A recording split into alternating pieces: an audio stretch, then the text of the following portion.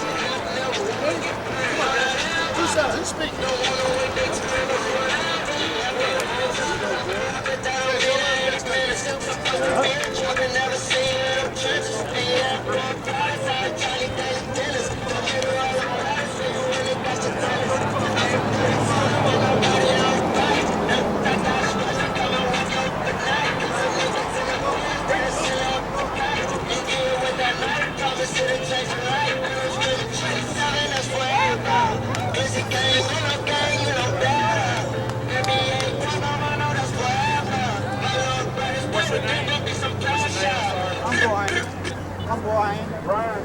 We have one or two? What? More important, stay with me. Whenever I go to work, it's kind of like box. Whenever I turn next to the car, make sure you always have these next to it. I always read. Sounds good. Any questions or anything? Yeah, get some dirt. You know, I'll be down the field. You don't have to rush, but if I turn for right tap, hey, just be in the green. How you doing? I'm in the worst. What's your name? Right, bro?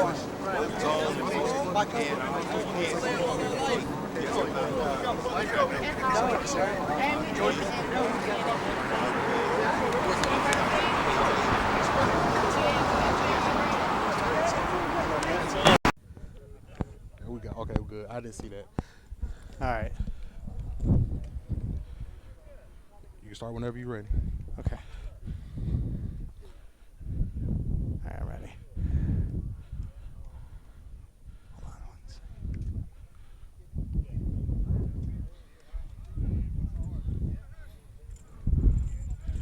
Hello, hello, hello. All right. All right, I'll let you know. All right.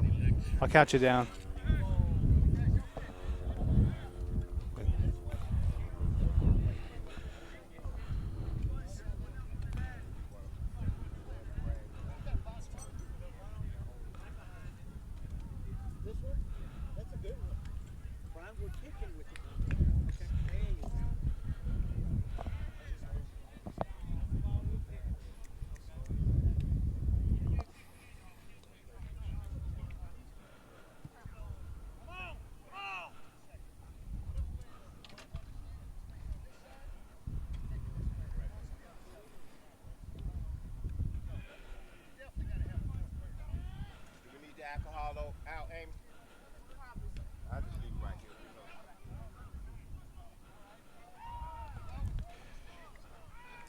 Good afternoon, ladies and gentlemen. This is Doran Coleman here with Noah, and we are at the North Georgia Prep Academy versus Birmingham Prep Academy. How you doing today, Noah? Doing great, man. It's week 3 of the Southern Prep Postgraduate Conference action. We've got 2 undefeated teams here. The Birmingham Prep Cardinals, who are the defending champions of the conference, against the brand new Northeast Georgia Golden Lions. And this should be a heck of a matchup. Had a chance to talk to both coaches today. Yeah, I saw that. I was just about to ask you about that. So really good stuff from both coaches. I asked Coach Eric Curry. Tim Sanders is the coach of Birmingham. Eric Curry, the coach of Northeast Georgia. I asked him what his message was to his players coming into this game, and he said, quote, A&A, adapt and adjust. And we will definitely see a lot of that, as I'm sure is the case every season, because as Coach Sanders pointed out, these guys only get to play 4 months at a time for these every year for these coaches until they have to move on to potential college career and then hopefully the NFL. So definitely going to be a matchups of attrition today, Doran. Now, this is my first time seeing both these teams, but I have covered a couple of the other prep teams. And one thing that I look for in a game of this magnitude is discipline. 9 times out of 10, the most disciplined team wins. It don't matter about how much talent you have. It's about can you make the right plays in the right time, and don't make boneheaded plays. Now, defensively, I want to see a lot of discipline. I want to see a lot of people fly to the ball. That's what college recruiters want to see. And as a fan of the sport, that's what I would like to see. Offensively, I want to see structure, everybody on the same page, and it looks fluent when they run plays. That's the main things that I'm looking for. Well, it's funny you mentioned defensive discipline, because I did ask Coach Sanders what he wanted to see today, and he definitely wanted to see more discipline from his defense. They had 11 defensive penalties last week, and that was in a game that they won 38-8. So 11 defensive penalties, and they won 38-8. And they won 38-8. That's some resilience there. Definitely, and well, that was one of the things. Another thing he spoke about was slow starts. So I'm sure that Coach Sanders and his guys definitely want to get off to a better start today, especially after they've traveled over 200 miles and 3.5 hours to come here to Winder, Georgia, which is about an hour east of Atlanta. So definitely took me an hour to get here. Yes, definitely. I live downtown, so yeah, had to fight a little bit of the traffic heading to the Falcons-Eagles game, and we'll definitely update you guys on those NFL scores when we have a quick update now, because I am a Falcons fan, and it's 7-6 right now. Eagles are up, if I'm not mistaken. Yes. Jalen Hurts, I believe, has a touchdown already in that one. Yeah. Exciting times here all around Georgia for football. We're usually, I'm sure this is the case with you, Doran. We've been covering a lot of high school football thus far. Yes, sir. And college football is back. Georgia Bulldogs off to a good start. And today Go Dogs. And the Falcons, a new era today, a new head coach. Matt Smith, I believe, is his name. Arthur Smith, excuse me. New faces, you got to get accustomed to. Right. You were used to Mike Smith and Dan Quinn, so now we get to Arthur Smith. It's something new for us. Yeah, and the Eagles, by the way, they also have a new head coach, Nick Sirianni, making his debut. Okay. As Jalen Hurts, a former Alabama and Oklahoma quarterback, getting this nod today for Philadelphia. Both schools are despised, but it's okay.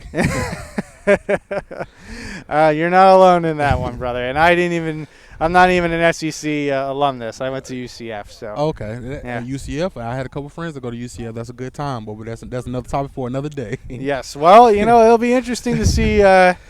If they do get a chance to compete for a national championship.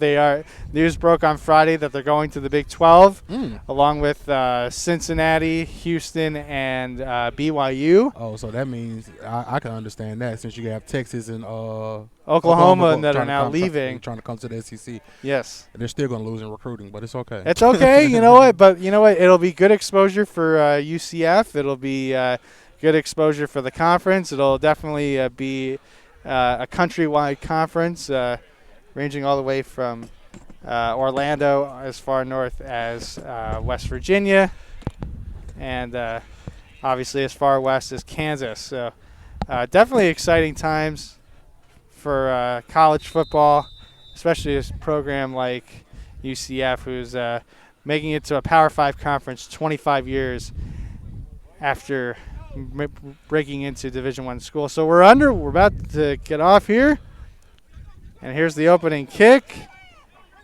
At a nice return, and Northeast Georgia is going to start about the 45-yard line. And it'll be 1st and 10 for the Golden Lions. We got Jamie Walker, an old friend of mine in the broadcasting world. He's our PA announcer today. Okay. You got people in high places, I see. Yeah, and Jamie's done a fantastic job. He's not only in the world of broadcasting, but also coaching, and now he's making his mark in the world of public address announcing. So good job, Jamie. Hoping for the best for you, my brother. So starting quarterback today for the Golden Lions, that would be number 3, Ryan White. Takes the shotgun snap. Throw to the near side is incomplete. He was looking for number 4, Twan. I believe that's Twan Butler, the intended receiver. It's incomplete, and that brings up 2nd down and 10. Now, it looks like they're trying to get their quick pass game going, try to get their athletes in space and make them make plays. We're coming up. We have doubles to the right. 2 running backs in the backfield. And it's an inside draw, and past the 45 to the 50, and he gets pushed out on the plus side of the field. That's pretty close to a 1st down. There is a penalty marker, so we'll check the flag. But a nice gain there on 2nd down if the penalty goes in Northeast Georgia's favor. Like it's going to be a holding penalty. 10-yard penalty. So yep, it's a 10-yarder, so that backs up Northeast Georgia inside their own 40-yard line. Looks like they'll mark it at about the – they'll mark it. It's a 5-yarder, so they'll mark it. That was part of the spot foul. The spot foul, so it'll be 2nd and 15 at the 45-yard line. 4 receivers set, lone setback, shotgun snap. Throw to the outside is incomplete. Butler, again, the intended receiver. One thing about it, you catch those balls, you got to make sure you secure. But even though you know you're going to get hit, you still got to brace yourself for that hit. That's what college coaches look for. They want you to make sure you catch that ball, hold on to the ball, even with the hit. So we have 3rd and 15 at the 40-yard line. 3 wide receivers set. 3 receivers set, 2 setbacks in the shotgun snap. It's an inside draw. They're going to try to get some positive yardage out of it, but nothing doing there. Looks like a gain of 1. A gain of 1 on the play, and that is Manville Poole on the hit, and so it'll be 4th and long, and here comes the punting team for Northeast Georgia. Now, for a lot of prep teams, special teams, that is a key component. A lot of teams that have good special teams, they tend to, win those games, being able to flip the field, keep a team past the not being able to cross the 50, especially if they're not offensively sound.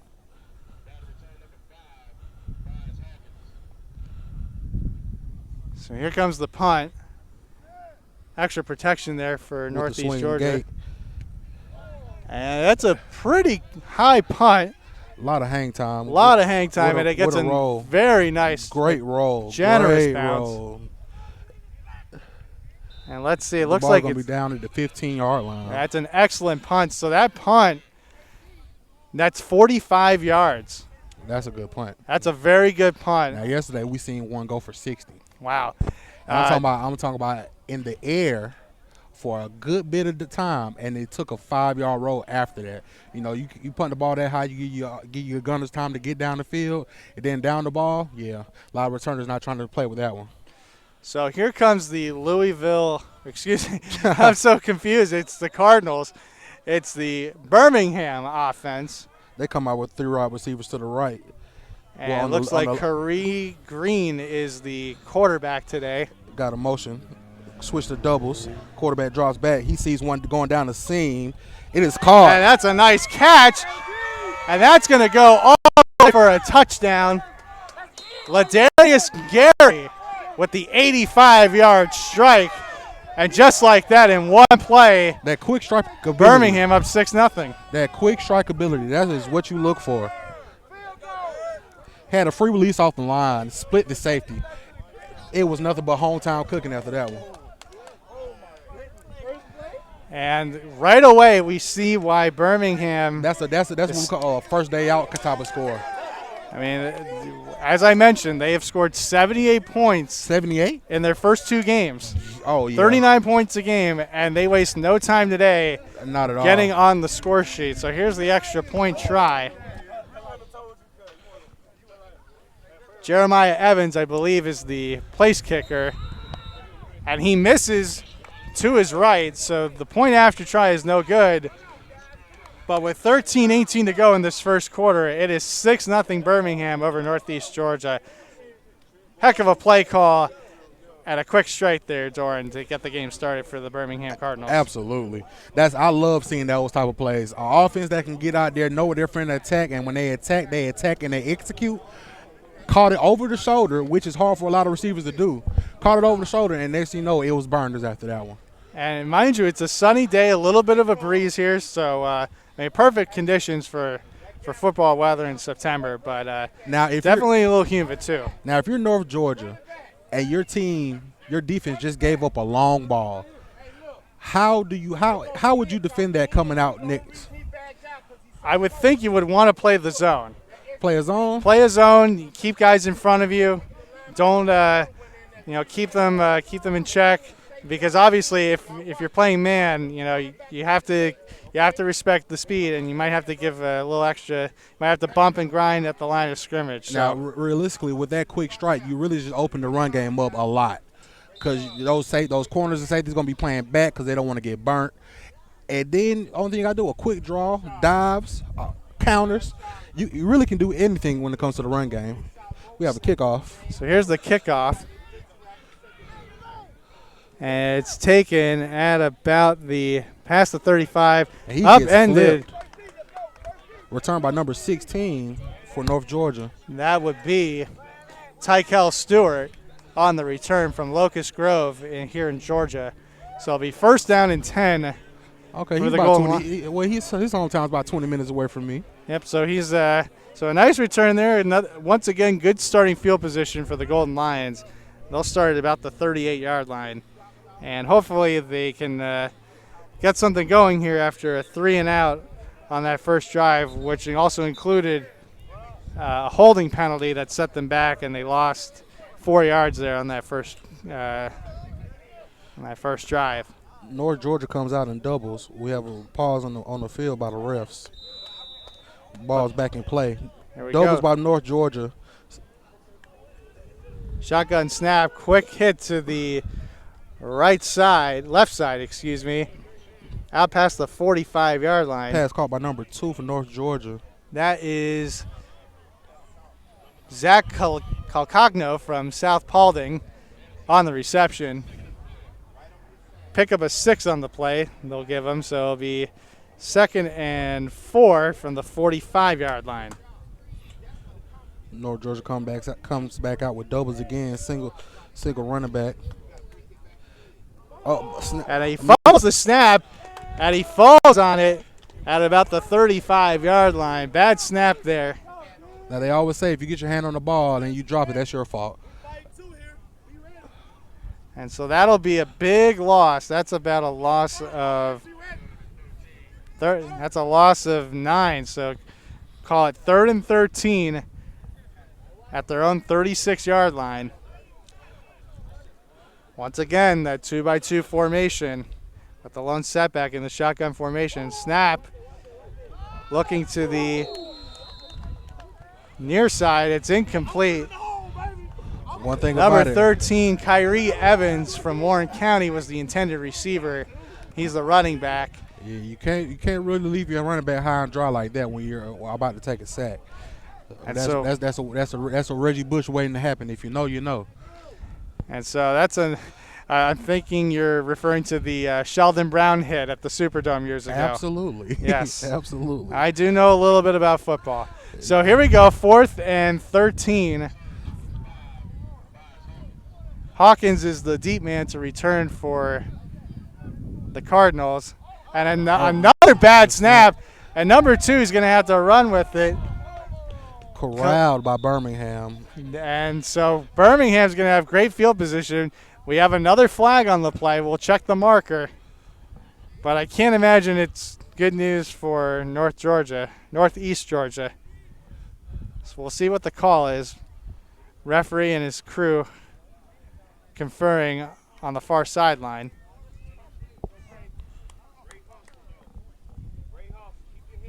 And it's a face mask.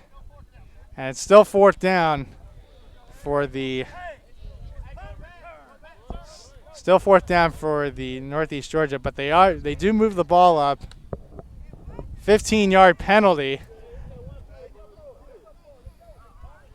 So they're still short of still 4th down. Excuse me, that's the 44-yard line. My mistake. So 4th down and 4. Are they going to go for it, Doran? 4th? I wouldn't. You're only down 6. You got to get the ball, punt the ball. Timeout by Birmingham. A lot of miscommunication. And we're very close to this Birmingham sideline, and Coach Sanders is livid, to say the least. I like those type of coaches. I'm not. I have no problem with those either. You know, this is football. It's a high octane, a lot of testosterone, a lot of passion and emotion.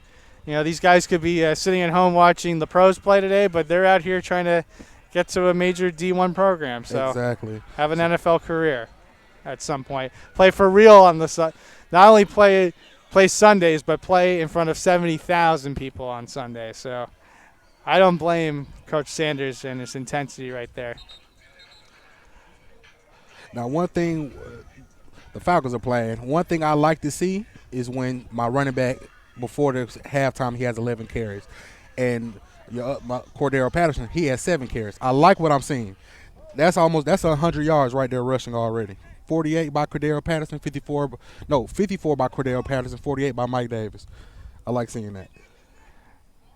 The best way to keep a team honest in today's NFL is being able to effectively run the football. So they're going to go for it. And another bad snap. And this one, he gets loose. He's running for his life.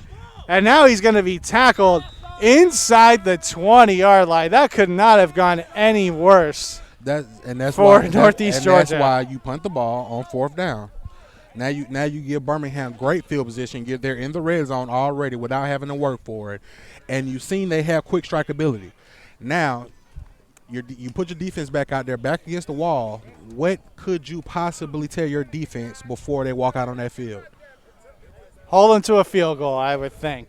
So it'll be 1st down and 10 at the 17-yard line. So that fumble cost Northeast Georgia 27 yards. And now the Cardinals go to work. And before the snap, we have some whistles. And it looks like we get it's going to be offside. I think it's an offside call, so move up Birmingham 5 more yards. 1st and 5 at the 12. For quarterback Quintavious Hunter, who threw that large strike. It's an inside give, and number 23, Isaiah Daniels, is met immediately. And he doesn't get much on that play. And I like the size of Birmingham's offensive line. They look slim and athletic. You don't have too many bigums. That's how you can get an offensive line that can run and move and pull if need be. I like offensive linemen with agility. So hopefully they can showcase that today. So they give him 3 on that play. It's 2nd down and 3. or 2 from the 9-yard line. Another inside draw. Nope, it's a quarterback keeper by Hunter, but he is stacked up immediately.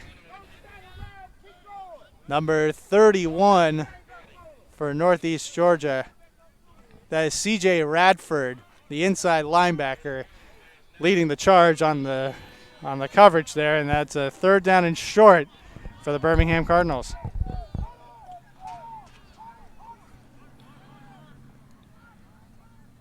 And they huddle up real quick.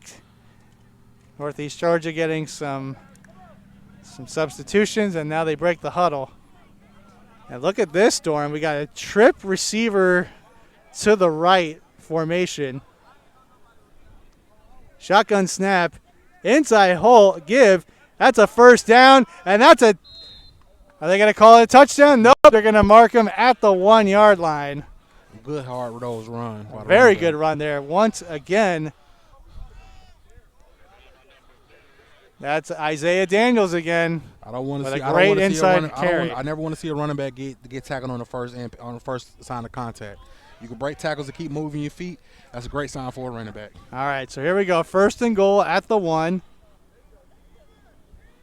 Hunter comes under center, tries the quarterback sneak, and they call it. He fumbles, but the side judge comes in and rules touchdown.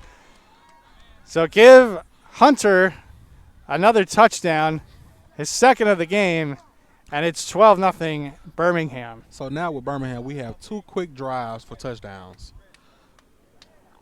North Georgia is trying their best to blow their backs and stop them, but, the first one was a quick play, an 85-yard touchdown. That's okay. Now this one, you have to be break but don't bend. It looks like they're going for 2. Yep, they want to try to make up for lost points on that point after that missed after the first touchdown. Man in motion, not a good snap, and immediately Hunter is hit, so the try is no good. And once again, Birmingham leaving points on the field. But the good news is they're up 12-0, and so far they haven't really had to. They really haven't had to work hard for those points. Nope, not defensively or offensively. They have not had to work hard. And we have 9:46 to go here in this fast-moving first quarter. Right. Actually, maybe not so fast-moving. This is only 12-minute quarters here. A little NFL update. San Francisco 49ers are up 28-10 on the Detroit Lions. They scored 21 points in the second quarter alone. I hope George Kittle has gotten one of those touchdowns because he is on my fantasy team. So let's see. And I spent a 2nd-round pick on him. George Kittle does. Oh, he has 1 catch for 23 yards, no touchdowns yet. Okay. Well, it is week 1, so these are all okay. They have Trey Lance has 1 passing touchdown for 5 yards. Beautiful. E. Mitchell, I don't know who that is. He got a touchdown. He has 6 rushes for 64 yards. He's having a game. And Jay Hasty has 1 touchdown for 3 yards. So it looks like they're getting the ball in the red zone. They're putting up points. Cardinals are up 17-6 on the Titans. Wow, that is a shocker. Let's see what Julio is And that doing. game's in Nashville.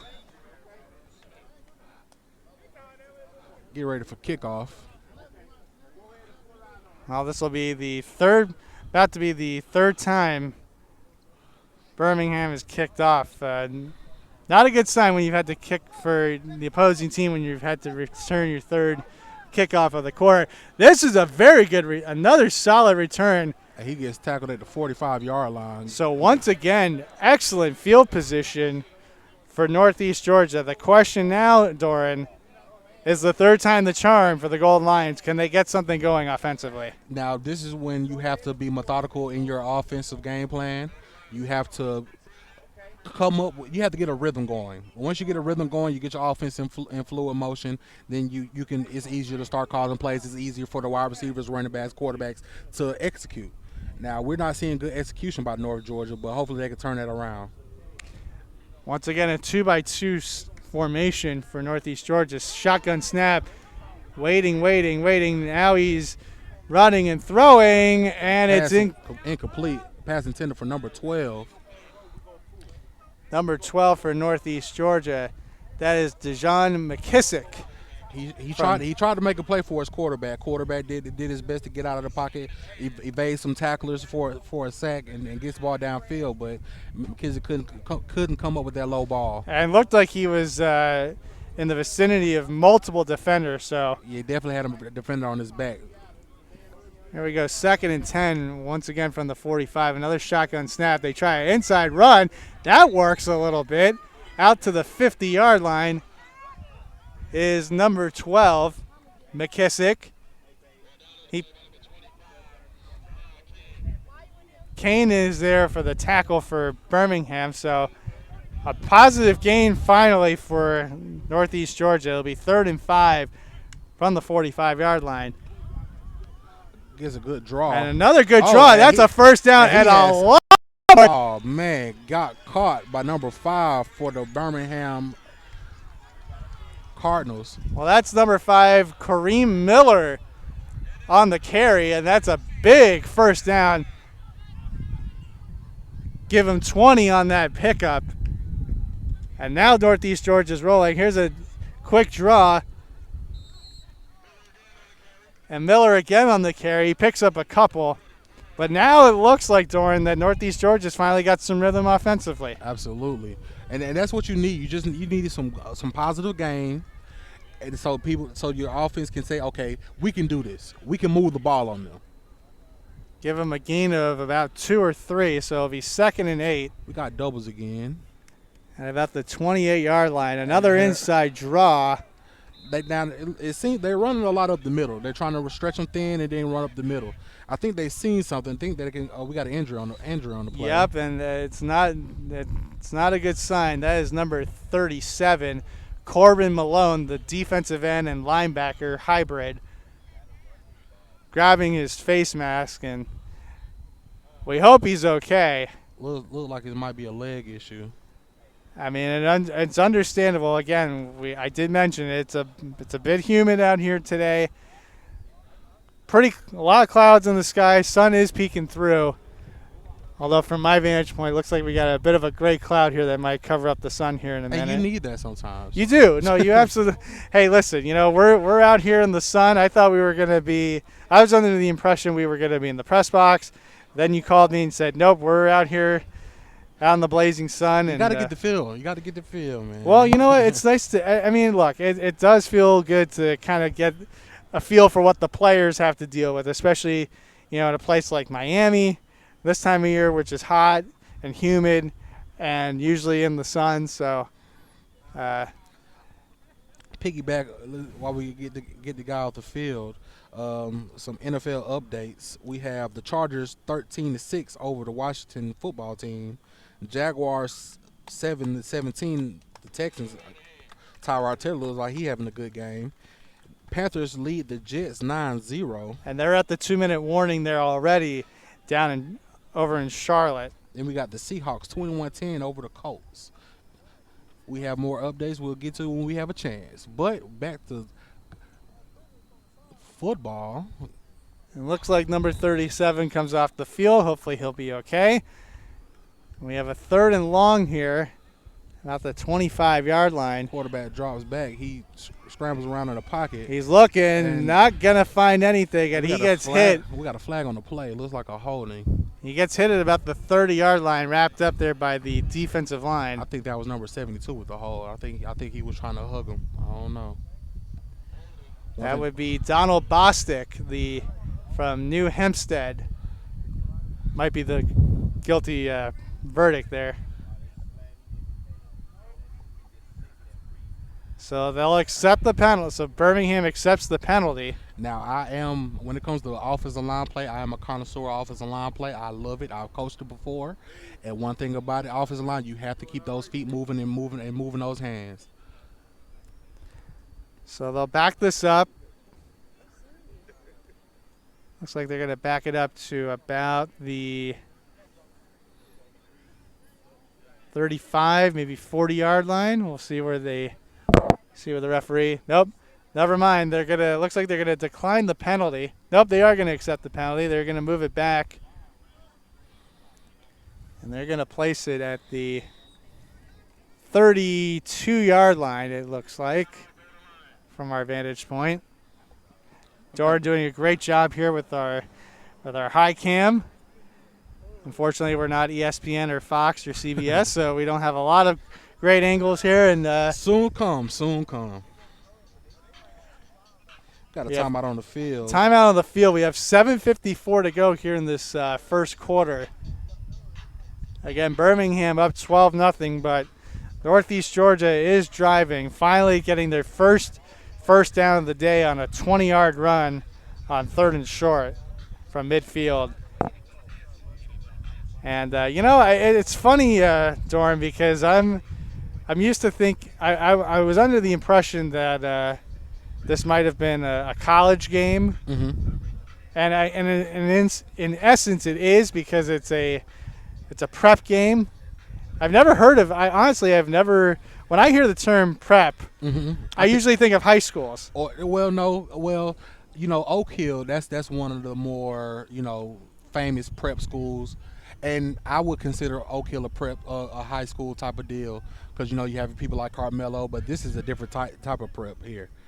I don't think this is more a limbo for guys to get to those JUCOs, NCAA college football. Oh, drop so back. Option. He has. Oh, did he catch it? And he catches it. He caught the ball. It's a beautiful catch by number 2.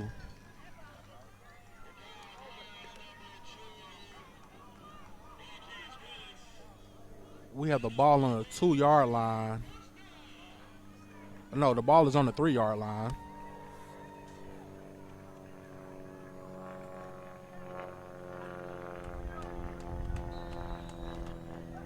Got a sack on the play. Oh, well, that was a handoff to number 22. Tackle for a loss.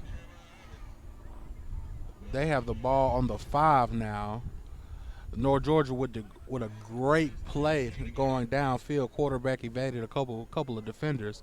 Marquise Willis was the man on the reception there that get him into the goal-to-goal situation. Rudolph Paul was the running back who was stuffed there.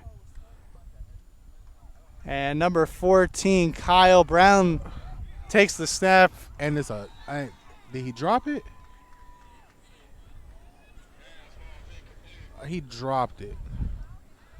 Ball was dropped by number 4, I believe. That would be Twan Butler, Shaheem Cannon, the intended wide receiver. He has 3 on the day already. I don't know if his head's in the game, but he needs to get there quick. He just dropped an easy touchdown. Defender was probably 3 yards away from him. He could have secured that catch, and he just didn't. He has to get his head in the game. So we have 3rd down and goal from about the 5-yard line. Got man in motion. Right. Quarterback draws snap. Back. By number 17, Donsha Gaither from Gainesville, Georgia. Touchdown, Gold Lions, and they're right back in it. Now, the best thing, don't go for 2. I feel like they shouldn't go for 2 unless they don't have a kicker. But don't go for 2. Get your field goal. Cut into that lead. Yes, I agree with that, because if you do get this point after try, it becomes a 5-point game, and a touchdown gives you the lead. So I'm with you there, Doran, on that one. Looks like they are going to try the extra point. Number 30, Michael Bowie, will attempt it. Snap is good. Kick is away. And it's good. And over the hill. And, yes, over the hill that has a drop-off here, right just outside the far end zone. So with 7 minutes to go here in this first quarter, Northeast Georgia on the board. They're trailing, but now it's a 12-7 game. A great drive there, Doran, to get right back in this one. Absolutely, absolutely. When you need that momentum to get downfield, you make a long ball just how Birmingham did, and then you take your time, run the ball. Quarterback makes a great play to scramble out to get the touchdown. That's what you need to get your mojo going. Now, And so it looks like a quick update on the Eagles-Falcons game. You're not going to like this one. I saw. I knew they was on the 4-yard line. It's the Eagles get a touchdown here right before with 9 seconds to go in the half. Dallas Goedert, a 9-yard pass from Jalen Hurts. So it is now 13-6. And Awaiting the extra point. And the crazy part is our boss producer is at the game enjoying himself. And when I called him, all you heard was pandemonium in the background. So it's good to have Falcons football back. It's not good to be starting off like this, especially with a new head coach. Another score to update you on. It is halftime in Orchard Park, New York. The Buffalo Bills looking to get back to their first Super Bowl since 1993. They lead the Steelers 10-0 at the half. Gabriel Davis already with 2 catches, 40 yards, and a touchdown pass from Josh Allen, who's 16 of 26. Hold on, you said who? Gabriel Davis, second-year man from my alma mater, UCF. Okay.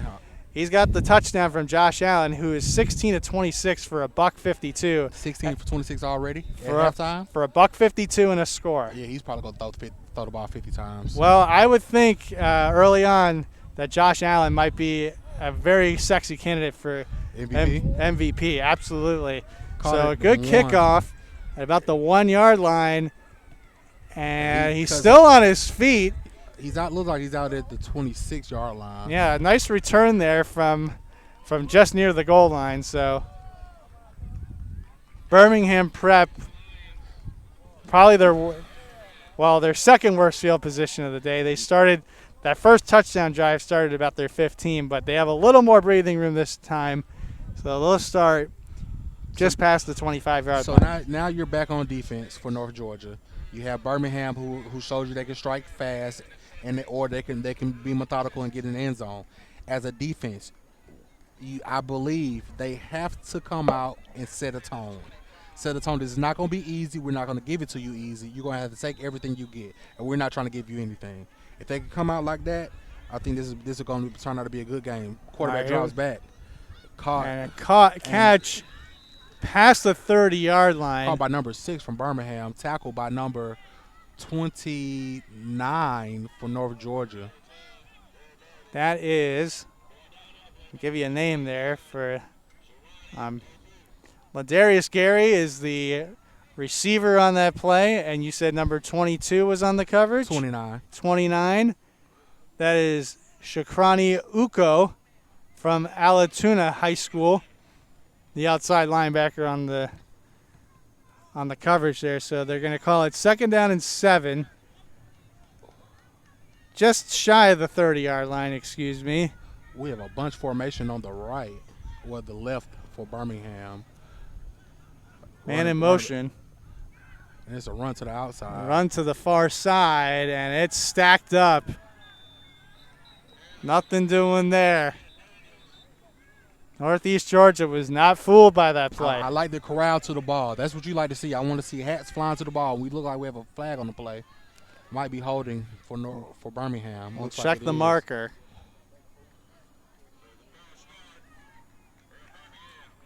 False start is the call against the Cardinals. So run off 5 yards on their end. And it'll be a 2nd down and long for the Cardinals.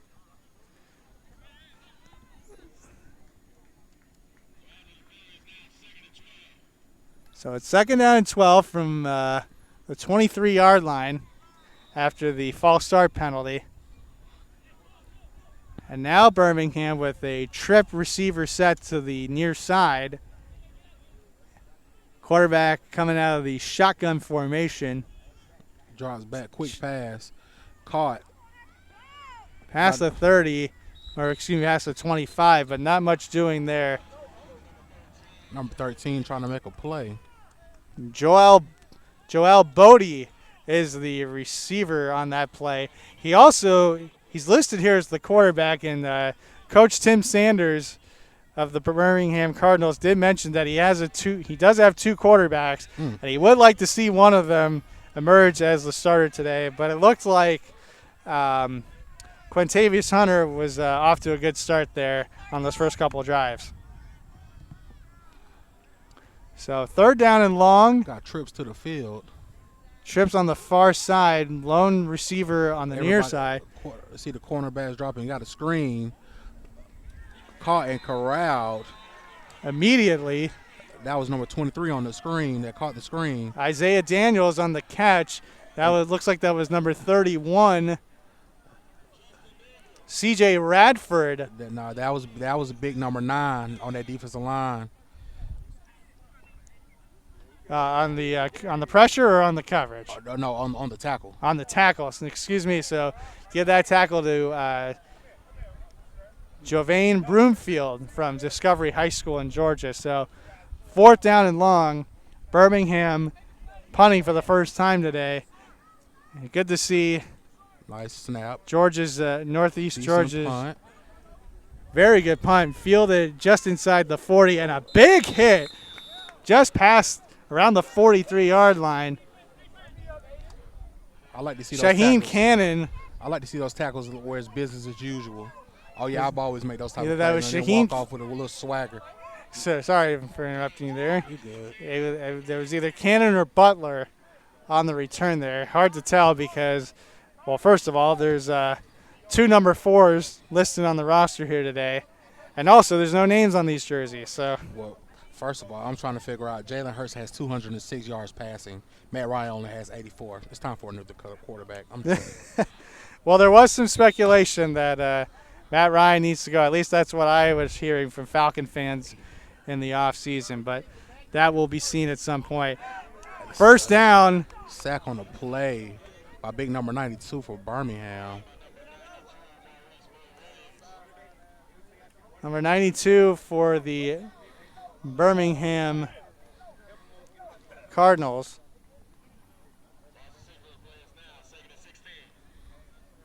See who we have here on that name.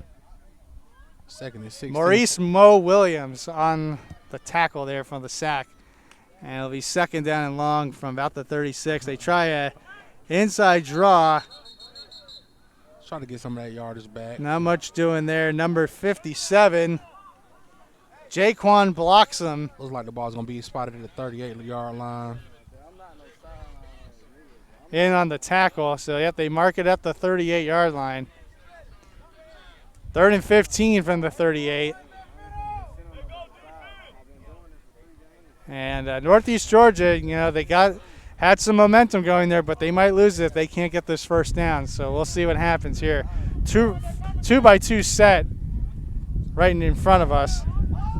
Number 3, back to pass. He's looking for his receiver over the middle, but they can't make the connection. Pass was intended to number 12. And that is Dejon McKissick was the intended receiver on the pass from Ryan White, but they can't make the connection. So it's 4th down and 15 from the 38-yard line, and here comes the punting team once again for Northeast Georgia.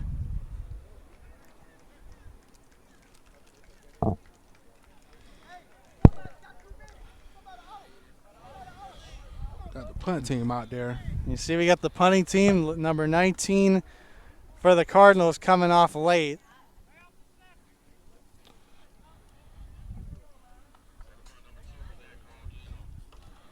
And I have a laptop here, but again, we are right in the sun, so probably not the best place for my laptop. Darryl Bryant was coming off the field there. But the referee, they signal play is ready, now they blow it dead. And it's a delay of game against the Golden Lions, so knock off 5 yards there. It'll be 4th and 20 from the 33-yard line. So now you need a good punt here to flip the field. You're giving the ball right back to Birmingham. honestly, if this punt can get past the 30, I would say it's a job well done by Georgia. Low snap. He gets the kickoff. A lot of hang time on this one. And it's fielded at about the 40, inside the 50. Ball's caught at the 48-yard line. Yep, and there'll be good field position for Birmingham, who gets the ball back with 2:09 to go in this first half. So they'll actually mark it at the 47-yard line for the Cardinals.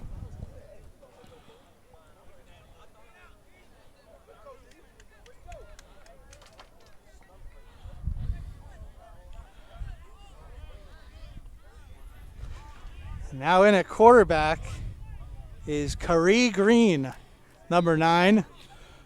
He's going to take the Got a false start by false start. Birmingham. That's quite clear and obvious there for the Birmingham Cardinals. So back them up 5 yards inside their own 45. So we'll call it 2nd and 15 from the 45. And I imagine Coach Sanders here, as he's talking to his DB, Zajon Mills, can't be too happy about that pre-snap penalty. Here's an inside give. And number 8 up. Got there first by number 31 on the play.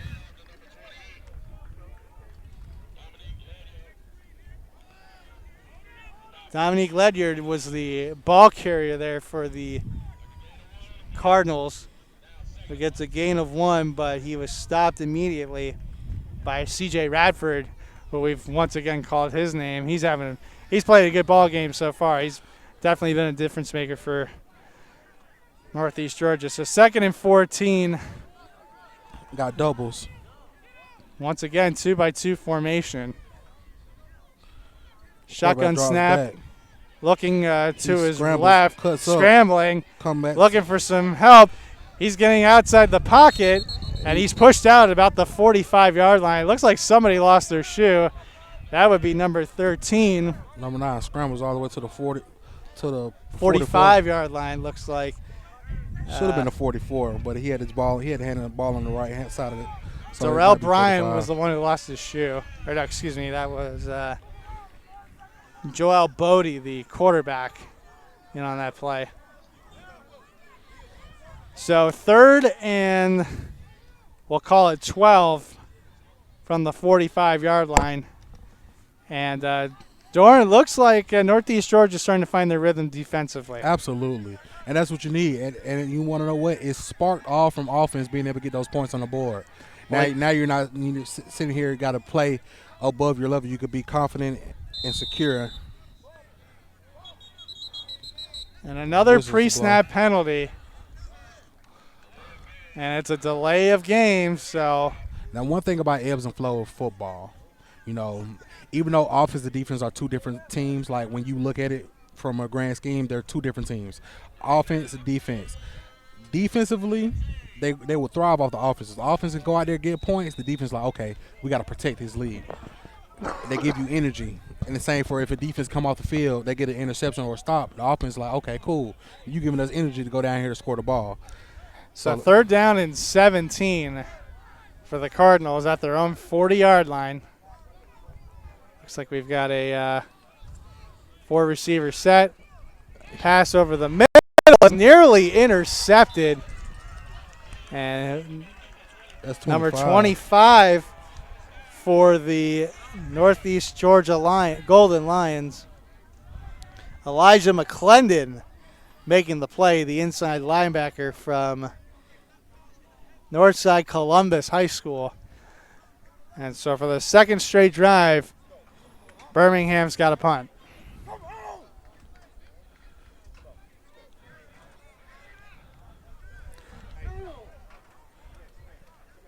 Shaheen Cannon or either Twan Butler is back deep to receive for the Golden Lions. They're definitely getting their momentum now. And that's a very low punt, but it's going to have a nice bounce. Caught on the hop by number 4. And we have a penalty marker thrown. We'll check the marker. But for now, he runs out at the 45-yard line. About the 45, and then another flag comes in as he's pushed out of bounds. So probably going to be a couple penalties. I would imagine these are both going to be against the Golden Lions. Absolutely. No, one's probably going to be against Golden Lion. The other one's probably going to be against Birmingham. Yeah, probably be a late hit on Birmingham. Mm-hmm. We'll check the markers I here. would think.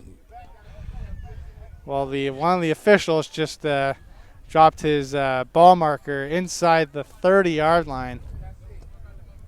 So we'll see what the penalties are. Holding on the golden lines. I don't think the other one was a personal foul.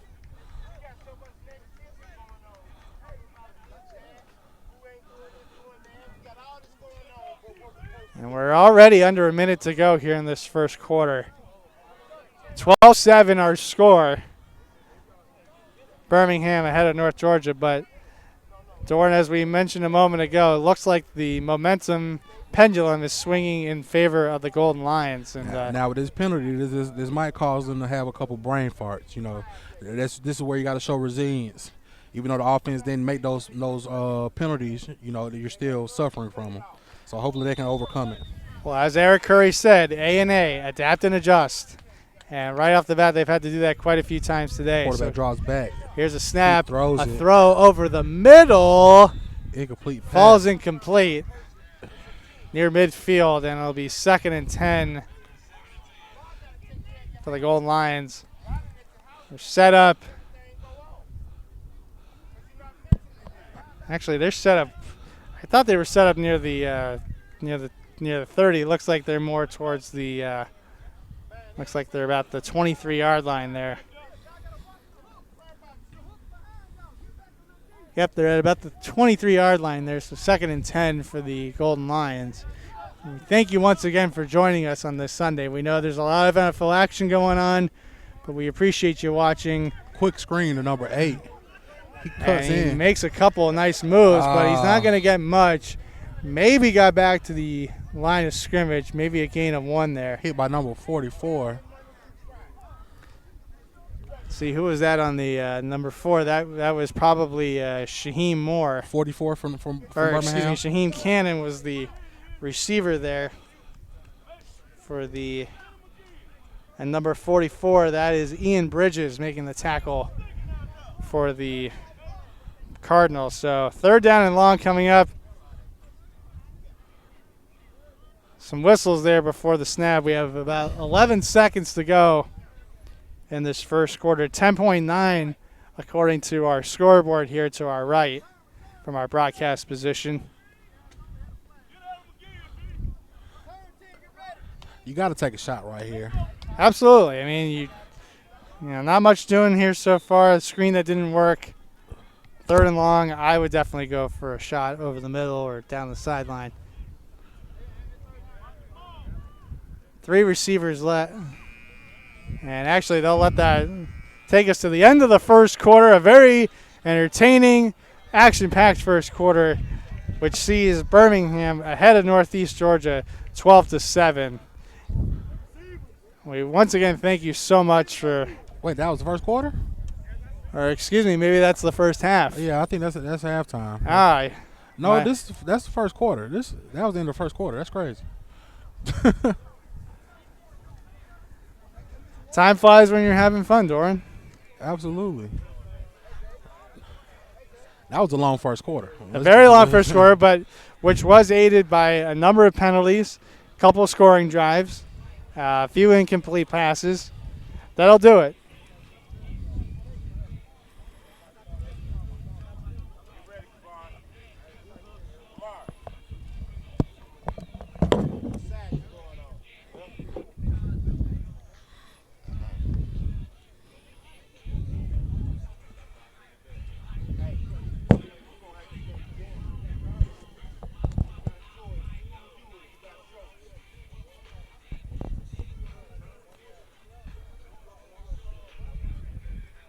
As they flip the field, get ready for the second quarter.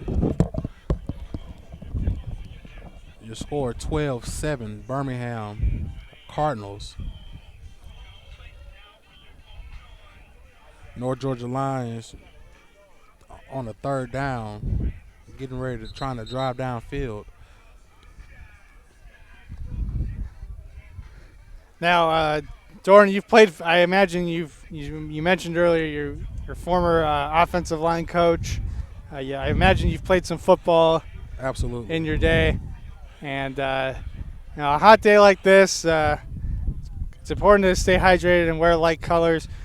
Northeast Georgia wearing Black. black tops, and some of these guys have their own helmets from their previous high school. I gotta imagine the heat generated from their black jerseys is not helping them. Now, one thing about black jerseys, they aren't as bad as people make it seem. Shotgun snap, throw over the middle. Oh! Cannon was the intended receiver, Number 4.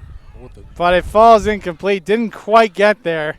See, my thing If he is, catches that, that's a touchdown. exactly, and I don't know what's going through this kid's head, but I think he has to get out of his head with whatever's going on. Those type of plays, you got to sell out for those things. You know, you have on the day you have 3 drop passes. I think it hit his hand, so that'll be 4. You got to be able to sell out for those passes. I understand where a coach comes from in terms of let's get the guy in rhythm, let's give him opportunities to make plays, but Because he's there. he is there. No, he's absolutely there. But at some point, you have to find a way to get through to him that his drops are unacceptable. But what do you say to him? Because you don't want to say too much and get him down, because he's already probably down on himself already.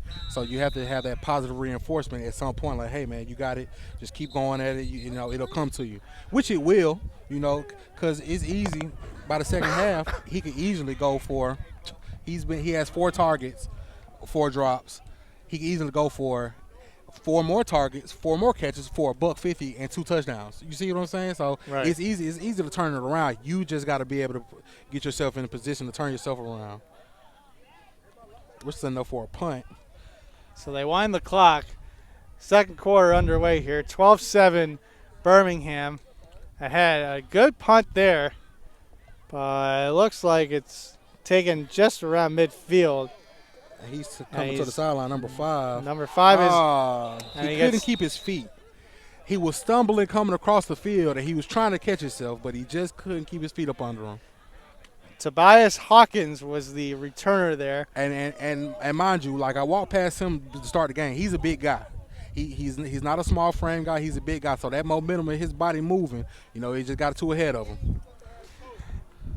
In spite of his failed return there. Underwhelming return. Yeah, I wouldn't call it a fail, but yeah. Birmingham still has great field position. They're going to be. It definitely had promise. On the plus side of the field, although it looks like there was a penalty.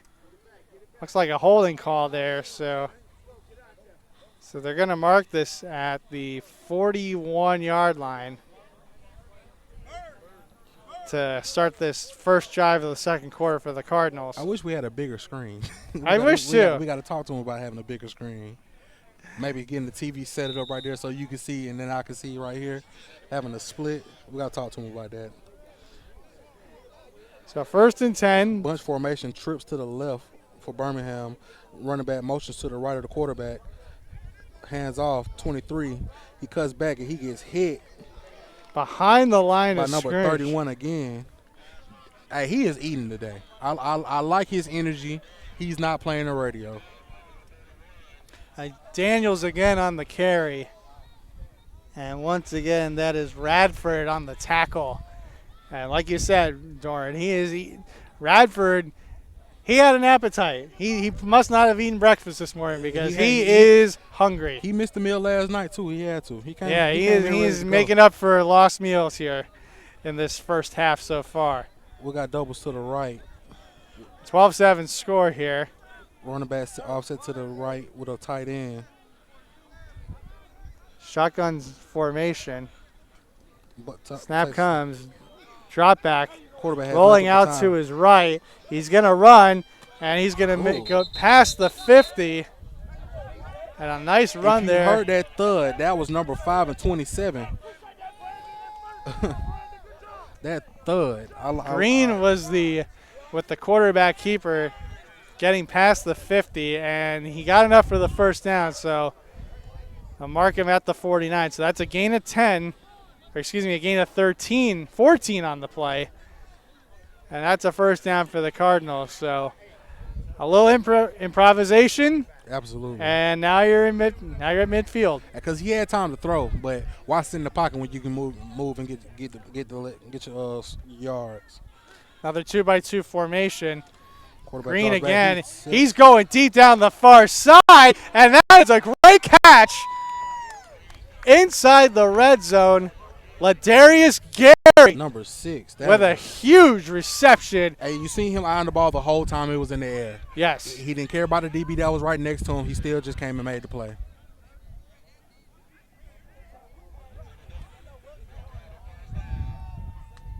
And they're going to mark that about the 10-yard line, so that's a gain of 39 on that play.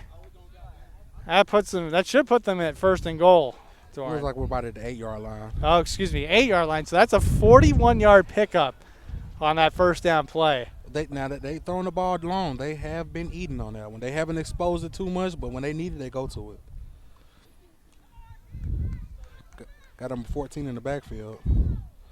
He says he blocked. He missed the block. Green on rolling to his right, avoids a hit, throwing to the end zone, Caught. and that is caught for the 13. touchdown.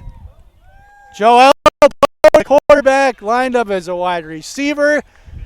Touchdown, Cardinals, and they extend their lead to 18-7. But we have a flag. Hold on a second. I might have spoke too soon. Do we have a holding penalty? Offensive pass interference is the call. Oh, man. So take away the touchdown. And so that'll back them up about 10 yards. That should put them at about the 20-yard line. But that was a great play there by Curry Green to find Joel Bodie in the end zone. Way to improvise. So it's still 1st and goal. Ball is set up at about the 17-yard line. Trips to the left. 4 receivers set, as Doran said, trips to the left. Green looking to his left. He's in trouble. Rolls it now to his right. Doing his best Johnny Manziel impersonation. And he runs towards the sideline and is immediately hit out of bounds by number 18 for the Golden Lions. Got a flag on the play. That is Trey Forcier. Might have another holding penalty. I would not be surprised if that's another hold because he had a lot of time to navigate there behind the line of scrimmage. We'll check the marker here as the referee and a couple of his crew members discuss what they saw. And so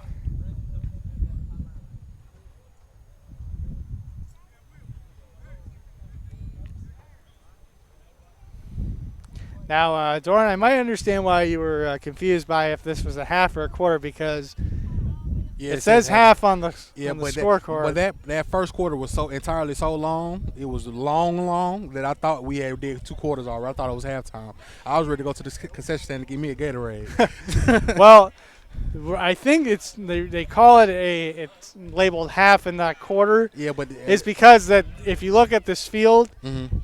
It is it also acts as a soccer field. Exactly. So and probably lacrosse as well. Yes. So the penalty was against the Golden Lions.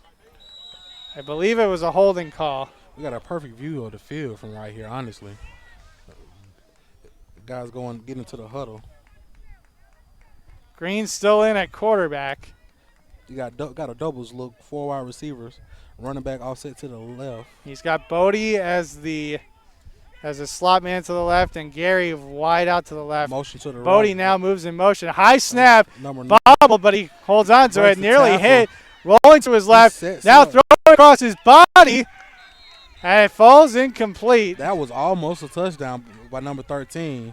Luckily, I didn't even see the guy that was on him. I'm sorry. And Tim Sanders comes running onto the field screaming at his quarterback, and I don't blame him. That was a very dangerous throw. I think that rolling to his left and then throwing across his body to the right side. Yeah, that is a quarterback no-no. at all times. Like, now we seen quarterbacks do it, but they also get paid millions of dollars. Yes. So if they can get paid millions of dollars to make those mistakes, but usually they make it happen when they do it. But at this point, no, you got to be smart with the ball. Now, if you're Patrick Mahomes, Aaron Rodgers, I could take that from you because I know you're not going to throw it unless you think you can make that throw. And we've seen y'all make crazy throws. Go back to the doubles look. No, trip. We got a 5 wide set. Got a timeout on the field. Got a timeout for the Birmingham Cardinals. Now, North Georgia, defensively, they have definitely gotten their swagger now. They're playing. They're more sound. It looks like they got their feet up under them. They're comfortable out there, and they're not giving up the easy plays like they were earlier. So that's a great sign for them. Hopefully they can build on top of that to keep this game going because right now it's 11 minutes 16 seconds in the second quarter. It's a lot of football to go. Without question, and one of the ways you can tell that North Georgia is starting to settle in defensively is the fact that they are getting after the quarterback. They're making him feel uncomfortable. He's having to run out of the pocket. So if they can get their offense going, I mean, they could very easily pull the upset here today. Now listen, I'm making sure I keep up with the Falcons as we go. The score is now 15-6. Yes. Matt Ryan is 11 for 19 for 81 yards. No touchdowns, no interceptions, and he hasn't been sacked. I think that's very underwhelming. I'm sorry. And Jalen Hurts is 19 for 25, 168 yards. But also, it looks like our defense is giving up a lot of yards. Miles Sanders has 9 rushes for 72 yards, no touchdowns. Jalen Hurts is 5 rushes for 51 yards. So it looks like we're giving up a lot of ground yards. How about this for a surprise so far today? Up in Cincinnati, Bengals taking on the Vikings. 21-7 Bengals with 5.5 minutes to go in the third quarter. Can you tell me who's the leading receiver for the Bengals right now? Looks like it's Jamar Chase, who's got 3 catches for 80 yards and a score. Joe Burrow, 15 of 18 for a $185 and 2 scores. Now, what if I told you we should have picked up Jamar Chase instead of Kyle Pitts? I don't think that would have been a bad idea. I mean, I get that Pitts was one of the best tight ends in college football last year, but you knew that Julio Jones was disgruntled and he wanted out. So I agree with what I see where you're going with there, Dorn, and honestly, I honestly agree with that logic. So I'm not. I don't disagree with your frustration. I'm not even frustrated because I think Kyle Pitts is going to be a great NFL player. But when it comes to actually your number one receiving option, which is a wide receiver, he wants out. Your best option, if you're not going to go get a quarterback, should be the best wide receiver option. And yes, Devontae Smith had a great year, but Jalen Waddle has a lot of potential. But you cannot forget about what Jamar Chase did. Jamar Chase had 1,000 yards, almost 20 touchdowns, 1,800 yards, almost 2,000 yards receiving. Like that's just the better receiving option in my opinion, with the size. So Isaiah Daniels goes in motion and catches the ball out of the backfield. Nice little jet sweep action. Doesn't quite make it to the end zone, but they do get a little closer. And we're now under 11 minutes to go here, quickly approaching 10.5 minutes to go in this first half. Birmingham knocking on the door once again. Third time already today in the red zone. They're on the far. Second time today in the red zone. They're on the far hash. Got 3 receivers with an H-back and a tailback. That's Daniels. Pistol formation. Daniels is the running back in the formation. He gets the handoff, running to his right, but he comes up short. Oh, good run defense and a little skirmish. Little bit of extracurriculars there after the tackle was made. All right, guys. Let's the officials trying to get in between to be peacemakers. See, now you're gonna get that a lot when you factor in, heat, a little breeze, and you're hitting everybody constantly, play after play. You're gonna get that. Like, hey, you being too extra. No, this is just football. Calm down. Everything's gonna be okay. So, short gain there. It's 4th and goal for the Cardinals, and they're going for it. Daniels lined up in the shotgun right next to his quarterback, Curry Green. 2-by-2 formation. Shotgun snap. Green looking over the middle. Number 25 for the Golden Lions making the play there. That's Elijah McClendon, the inside linebacker. And the Golden Lions dodge a bullet. They're getting their swagger back. That when we get a defense to settle in and they're comfortable now, you get those pregame jitters out. Now we're seeing what North Georgia's made of. You got your playmakers shining and they're making plays. I love to see it. Well, keep this in mind. They were down 7-0 early last week. Okay. And they ended up winning 24-9. Okay. So obviously today. And you mentioned the slow start. They said they try to get rid of the slow starts. Well, that was what Tim Sanders in Birmingham wanted. My bad. Okay.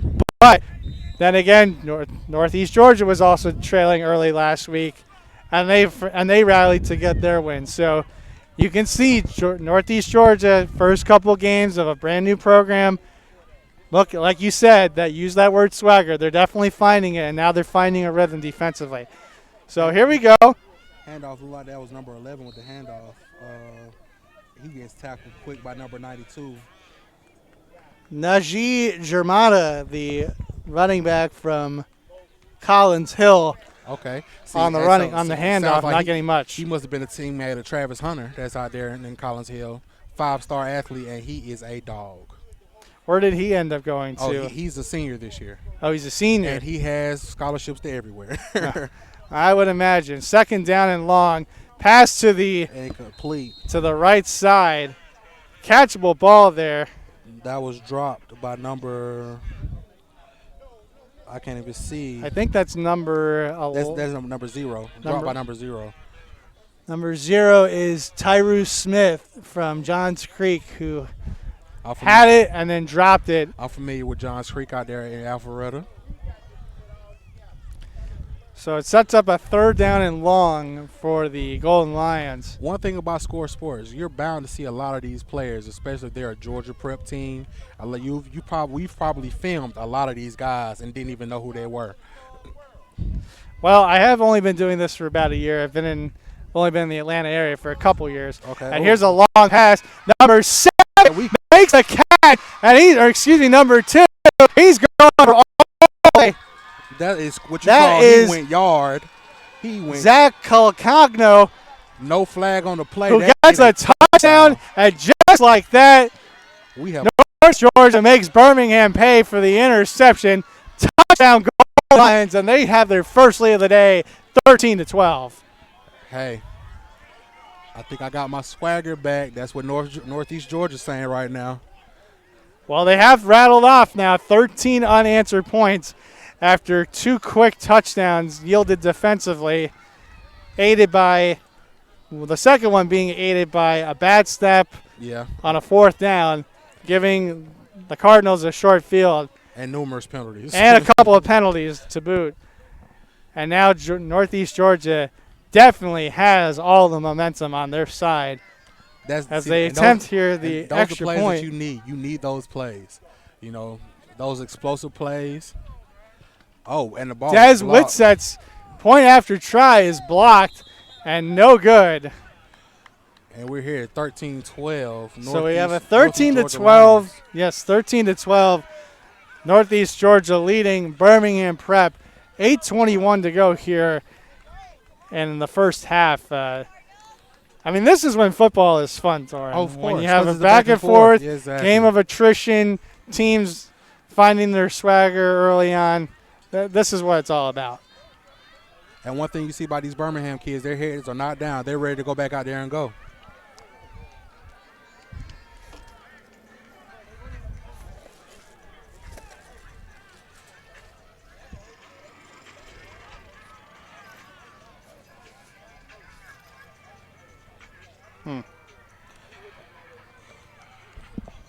Guess I left my charger upstairs. What kind of charger? My computer charger. Oh, man. You want to run and go get it? I'll get it at halftime. Okay. I'm sorry about that, folks. Having a little side conversation, trying to Make sure I have enough. We're human. You know, we're doing this on the fly. Have enough juice from my MacBook Pro. I'm keeping tabs with everything going on here on the field. Matter of fact, I need to go home and unplug mine. So I just thought about that. Don't want to leave it plugged up. That battery die. That battery gets old. Matt Ryan. What's he done now? Nothing at all. 13 for 21. You know, Matt Ryan being Matt Ryan. Well, again, we'll have some more NFL scores as we go through the day. I really thought, and just thinking about that score I gave a moment ago in Cincinnati between the Bengals and Vikings, I was all but certain that Minnesota would go in there today and handle them. I didn't see because that.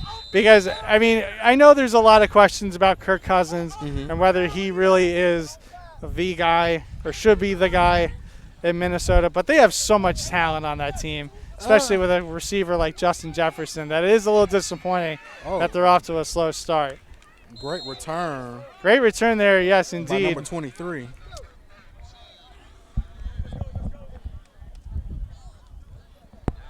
And so Birmingham will start at the 40-yard line, just outside their actually they're going to mark at the 39-yard line. Bodie there on the return for the Birmingham Cardinals. Let's see, other scores to update you on. It is officially a rout in Detroit. The 49ers leading 38-10 with 6 minutes to go there in the third quarter. Jimmy Garoppolo, 258 yards passing and a touchdown for the Niners. Deebo Samuel, how about this stat line? 6 catches, $160 and a score. That's good. I like that. He has been a stud since he's come in. All the time in the world to throw, and he scrambles, takes off up the middle, number 17. He jukes him, and he's down at the 49. Yep, he's past midfield, but there is a flag. This is probably coming back on a hold. He definitely had a lot of time back there to sit back and survey the area. Once he seen that floodgate open, he was like, might as well run.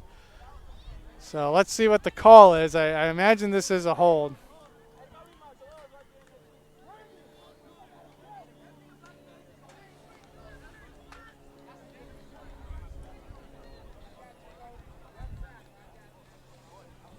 So it's a 5-yard penalty. Looks like it's a hold on the left tackle. Excuse me, that's a 10-yard penalty. So they're going to mark this one at the 29-yard line. So we'll call it 1st and 20 from there.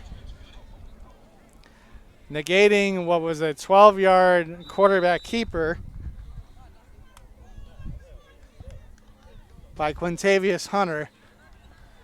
And once again, we're seeing, as Coach Sanders mentioned, he's utilizing that 2-quarterback system, although it's been more like a 3 or 4 quarterback system, given the number of guys we've called making plays here today. Here's an inside draw by number 23, Isaiah Daniels, who rips off a huge run past the 50. They'll mark him at the 47-yard line. A gain of 24 on the inside draw, and that's a first down for the Cardinals. Now, I want to – yesterday I did play-by-play commentary with Craig Chapman. We were doing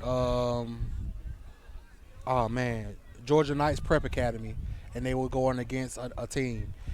Not Memphis Gators. It was somebody else, but Georgia Knights had them down 3rd and 25 and 3rd and 22, and they were able to complete both of those to win the game at that. We got a flag on the play, stoppage in play.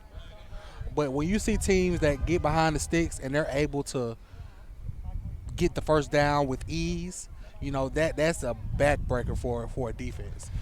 Especially when you're not wrapping up doing what you need to do. It was crazy. Well, the funny thing about that, and I understand, I would look at this from a Golden Lions standpoint, because Eric Curry is not only the head coach, he's also the defensive coordinator. Okay. So you have to think from his mindset, knowing that that the Cardinals have burned you in the passing game quite a bit already. Right. You have to respect the pass. And you're not exactly expecting them to run it on 2nd and 20. You maybe figured they get a screen pass to the flat, pick up a few yards, but which made that running play so much better. Pass completed to the far side. And he's hit by number. Brandon Johnson is the receiver on that play. I can't even see. Oh, he was hit by number 32 for Northeast Georgia. Eduardo Alvala from Bridgeton Academy in Maine. Maine, okay, they got kids so all over. Yeah, most of them here from right here in Georgia, but it is kind of cool to see kids coming in from out of state. I mean, granted, Georgia, Atlanta area is a very transplant place, so Yeah, absolutely. good to see. Because you're a transplant yourself. I am, and I've lived in another state too. I'm originally from Florida, lived Okay. in Los Angeles for a few years, and Oh, okay. now Atlanta's been home for the last few years. So Okay. yeah, guess you could call me a bit of a traveler. Yeah, definitely. Well, when we do our availability, I am a traveler. That is definitely you. Well, have to be somewhat realistic. I do have a good paying full-time job when I'm not doing this, so Okay. I have to be mindful and respectful of my employers. So such is life. Oh. A handoff. The inside draw is not fooled. Number 2, Jabari Brown. Or excuse me, that's Zach Calcagno once again making the play. And That was a tee-off type of hit. he meets Daniels in the backfield. And so that'll be 3rd and 12 from the 49-yard line.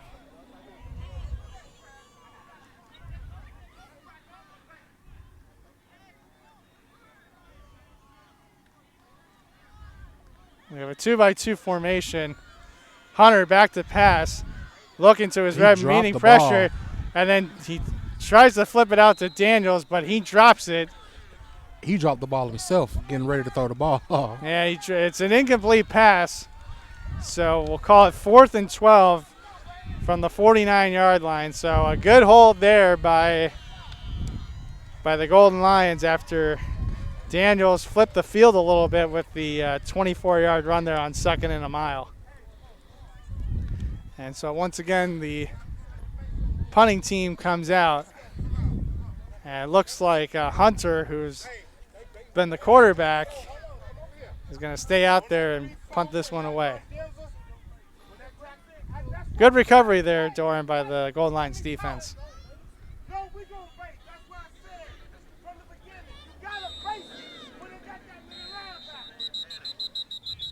And some pre-snap whistles. Flag on the play with 5:09 to go here in the first half. Once again, a 13-12 lead for the Golden Lions, who were trailing 12-0 early off the back-to-back touchdowns by the Cardinals.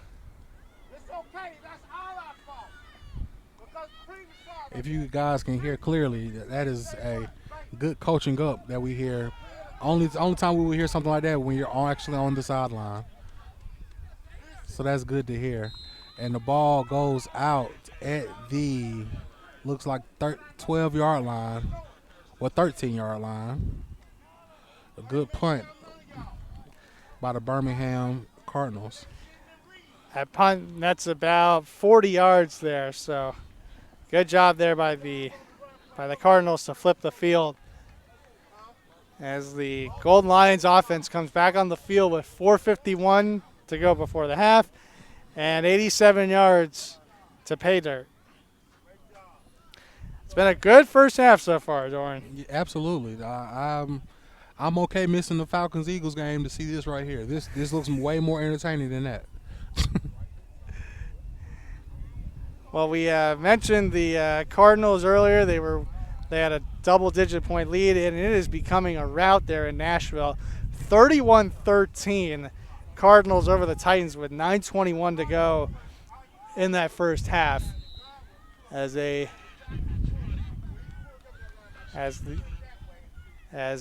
Golden Lions get a short gain there on first down. That's a Nasheem Heatley on the pickup. It's 22-6 now. It's now 31-13 Cardinals. Kyler Murray, 19 of 29, for 269 yards and 3 touchdowns. DeAndre Hopkins has 2 of those scores. He's got 6 catches for 83 yards on the day. What a pickup he's been for Kyler Murray and that Arizona offense. Lions come out with doubles, inside handoff. Not much yardage on the game, probably at the 21, 22-yard line. So this will be 3rd down and short, I would think, for the Golden Lions, as number 32 for the Cardinals, that's Alex Atkins, the linebacker, comes out holding with a dead arm there. Hope he's okay. So 3rd down. And we're back to doubles. Back to a 2-by-2 formation, a shotgun for the Cardinals. Or excuse me, for the Lions. Snap, quick pass. Quick pass on to the his slant. That was number 17 on the catch. number 17. That is Doncha Gaither from Gainesville, Georgia, on the catch. Brings him out to the 35, and that's a 1st down for the Lions.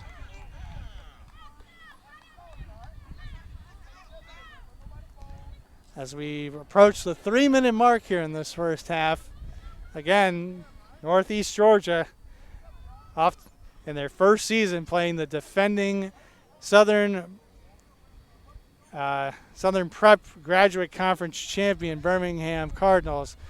Fell behind 12-0 early, but have rattled off 13 straight points to take a 1-point lead here late in the first half. Snap. High snap. He breaks the tackle, number 7. He jukes, and he looks like he got caught in the turf trying to make a play. Malachi Watkins, Oh, that's quarterback. Number two. My bad. I think Number 2? Yeah, I think that was number 7. I said number 7. I think that was number 7. I think you were right. You were initially correct. That's Malachi Watkins. Okay, yeah, I was. Okay, my bad. Taking the high snap. You want to know what? Looking at the camera, then looking actually to the field, and you see number 2. I'm like, oh, maybe it was number 2. Yeah, no, So that was number my 7, mistake. Watkins, and he takes the snap again, looking to his, Oh. looking for the slant, and nearly intercepted. Now I do like slant routes. Trent Bryan nearly coming up with the interception there. I believe slant routes are like God's gift to wide receivers, because you can easily take one to the house if thrown to you correctly, you know. So I think them working the slant, that's very smart, and especially when you get a DB to bite on it and you can run something off that slant. Yeah, those type of combinations, you can definitely go get you a tug real quick. Well, the late Bill Walsh and Joe Montana would certainly agree. They were the official. They were the professors of the West Coast offense back in the 80s. Right. And that pass, looking for the slant for the sideline route, was incomplete. Now you got guys. And that's like, a 3. Now you got guys like Shanahan, boo. But you got people like Shanahan, you know, that's perfecting that West Coast offense in his own image. Yes.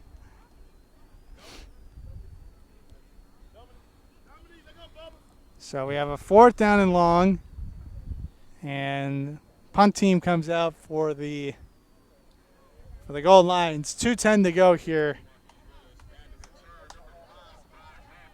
Tobias Hawkins back deep to return. He's standing at about his own 37-yard line, awaiting the punt from the Golden Lions.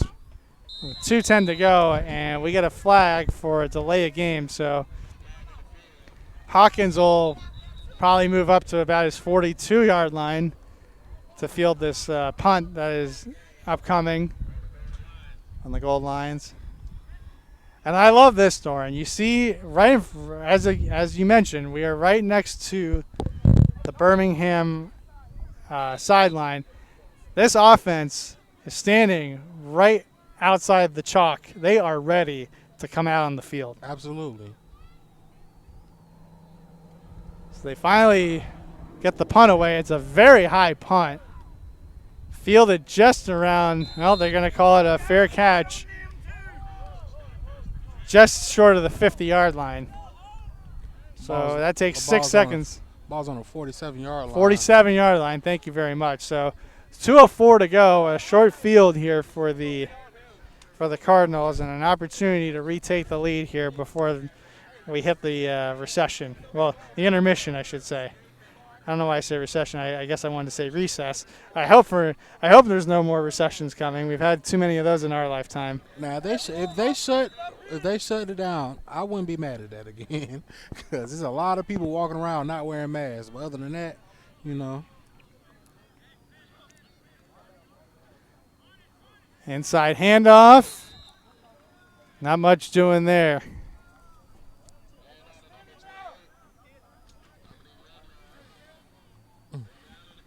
Dominique Ledyard is the running back there who gets very little. Loses one, in fact. So we'll call it 2nd down and 11 at the 46-yard line for the Cardinals. With trip receivers to the near side on the right. Draws back. Hunter he's looking long. And it looks like he's got his man. Nope. He's broken up by number 4. You want to know what? If that's the same 4 that's on offense, it's all starting to make sense for me now. Yep. Twan Butler, by the way, on the pass breakup there. So is that the same? Is that the wide receiver number 4? Nope, that is Shaheen Cannon. Okay, so it's 2 different 4s. Two different 4s. It's a lot like college ball where you have 2 guys wearing the same number. Because I was going to say, they say most DBs don't have hands. That's why they play defensive back instead of wide receiver. So I was like, okay, it makes sense. He's more of a defensive back than anything. So 3rd and 11, shotgun snap. Hunter looking left, in trouble. Run out past the 50. He's down at the 49-yard 49-yard line is where they'll mark him, but he's going to be well short of that 1st down. Picks up, that's 5 yards there, so this will be 4th down and 6 or 5, I believe, for the Birmingham Cardinals, as we have about 45 seconds to go left in this first half. And Hunter staying on for the punt. And it looks like they're content with running down this clock and taking a delay of game to run off as much clock as they can, not give the Golden Lions a chance to make a play here in the last 30 seconds of this half. There goes the snap. Ball. They do snap, and that's a good one. Caught at the 5. And he's running to his right. Down at the 21-yard line. And so that's where the Golden Lions will set up shop with about 15 seconds to go in this first half.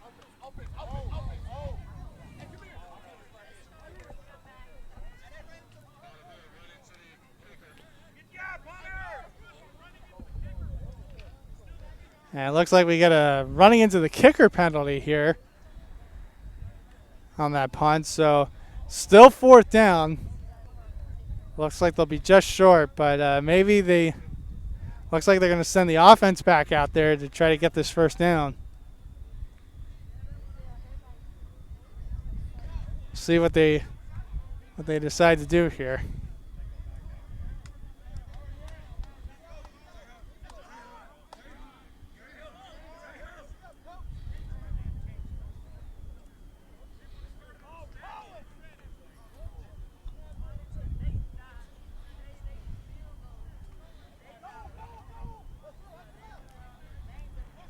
So it looks like they are going to go for it.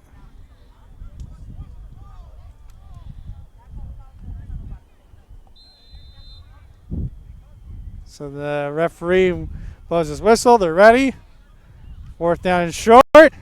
Handoff. And he does get nothing. He got absolutely nothing. He lost yardage on that play. Tackle behind the line of scrimmage. Not enough push on Elijah the McClendon once again making a big play. Taking Dominique Ledyard down behind the line of scrimmage. And so it looks like Birmingham's not doing a great job offensive line wise of playing bully ball. One thing about it, when it's 4th and 1 and you have to create a new line of scrimmage, they did not do that. They let Northeast Georgia Lions break through the line and string them out and get tackle behind the line for a loss. So with 11.9 seconds to go here in this first half, You figure maybe Northeast Georgia, they can get a quick, get a nice chunk play here, and maybe have enough time for a Hail Mary. They go over the middle, and that is caught. First catch of the game by number 4. Yep, that's caught at the 42-yard line. I believe that's Mr. Cannon, I believe. That is Shaheem Cannon.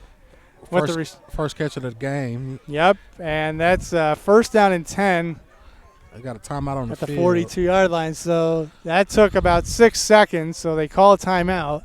Now you got realistically one more play. How much time is on the clock? 5 seconds 5 left. seconds. You got one play on the clock. All right. You're kind of out of field goal position, field goal range. So you have to go probably 5 wide. But Would be a 59-yard field goal from here, by the way. we're out of range. A little out of range We're for out these of high range. school kickers, Yeah. for these for these prep players, I would imagine. So Absolutely. I figure you're running you have 4 receivers running go routes to the end zone. Yeah. We're going to see probably a prevent defense. There's no reason to play too close. I'll probably have my defensive backs lined up at the 20 to 10-yard line. You have to run towards me, and I already can cover ground to get where I need to go. And go ahead and have three deep. So it's a 2-by-2 formation. Here's the snap. Final play of the first half. In trouble is the quarterback, number 14. He has to let the ball Offensive lineman is down on the near side. And a nice run there. Is he going to get it? Yes! That is wild. That is Half. That is wild. Number 23, Malik Harris, takes the pass from number 14, Kyle Brown, and puts it on the board. A 42-yard play to end the first half. You can't give up. And it makes it 19-12. You can't give up that type of play. You just can't. You can't.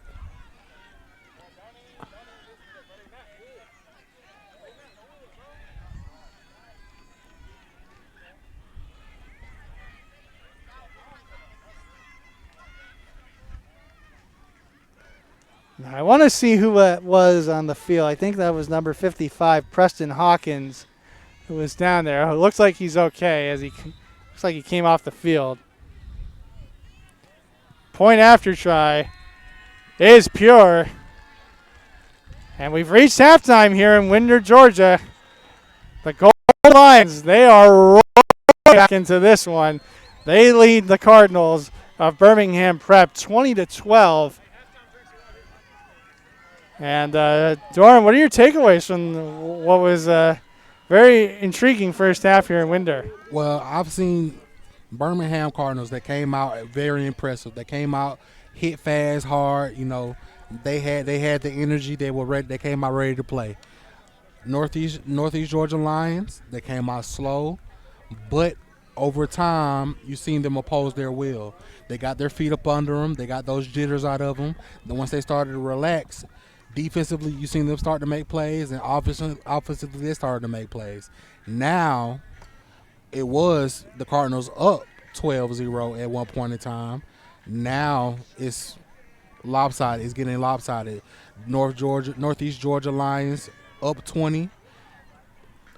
Birmingham has not scored since the first quarter. Mm-hmm. They remain scoreless going into halftime. You know what's crazy to me, Doran? I mentioned as we were starting up here today that Birmingham had outscored their opponents 78-8 in the first 2 games. Those 8 points came in that game last week on the road at home. In that second quarter alone, they gave up more points than they did in the first 2 games. Oh, wow. So give them now. They've now given up through 2.5 games an unacceptable, I'm just kidding, 28 points through 2.5 games. That's pretty good. That is almost 2,000 Baltimore Ravens-esque good. Absolutely. Oh my God! At this point, I'm really starting to get upset with my Falcons. Matt Ryan has yet to put a score on the board. Two field goals. Young Waku is going to be our leading scorer yet again this year. Sounds like. And the worst part about it, we play Tampa Bay next week. 22-6, Eagles leading the Falcons with 11:31 to go in the fourth quarter. Jalen Hurts, a great opening day for him. 25 of 33 for 241 and 2 scores. Devontae Smith, from making his debut, 6 catches, 71 yards, and a score. How about this turn of events in Western New York? The Pittsburgh Steelers leading the Buffalo Bills 20-10 Okay. in the fourth quarter there. Big Ben. Let's see if I can get some perspective on this. Big Ben, not his finest hour. It's 15 of 27, $149, but he does have a touchdown. Najee Harris, the rookie, 14 carries for 43 yards.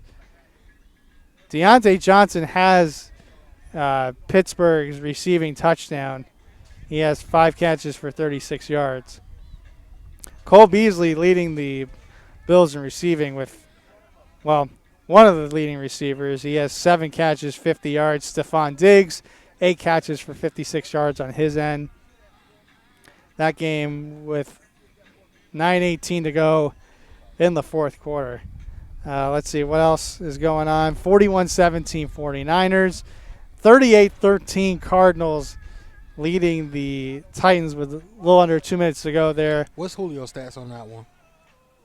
Julio Jones. That is a good question. Let's see. Is he doing better than Kyle Pitts and Calvin Ridley? Let's see what the internet is saying about this one.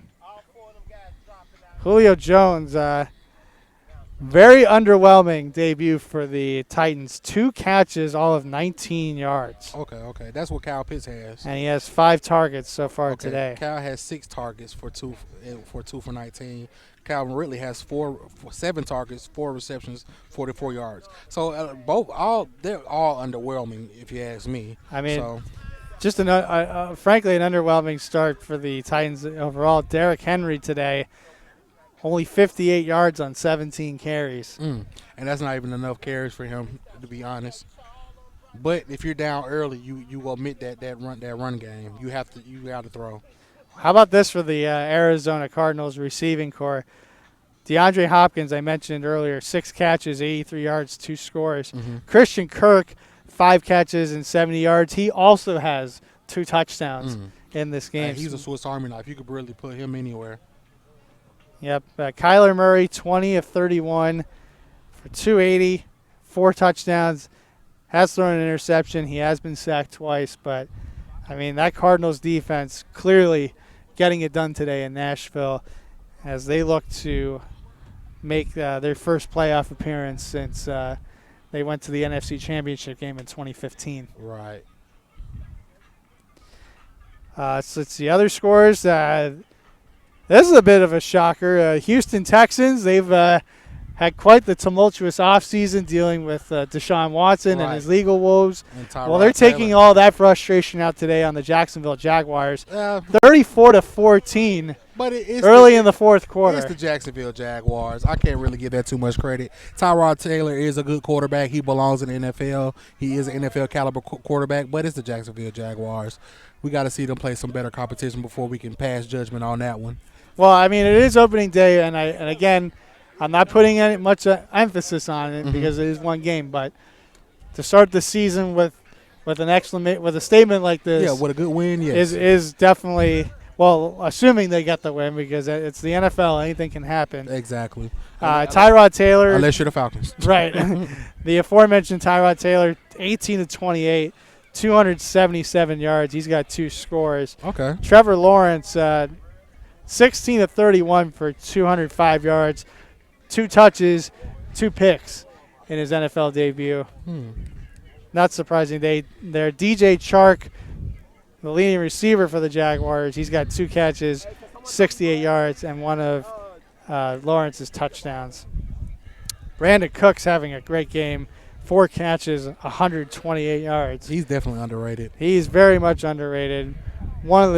probably one of the best slot receivers I can think of in the NFL. Washington 20-16, Chargers leading the Washington football team. See what other scores we can give you. About 9.5 to go in Charlotte. The Carolina Panthers leading the New York Jets 16-8. And they just tacked on a field goal, actually, so 8:44 to go in that ball game. 19-8, the Panthers leading the Jets and Robert Sala's head coaching debut for Gang Green. Okay. Let me see. We got 12 minutes left before a game starts back. I think I'm finna head to the concession stand. That sounds like a good idea, Doran.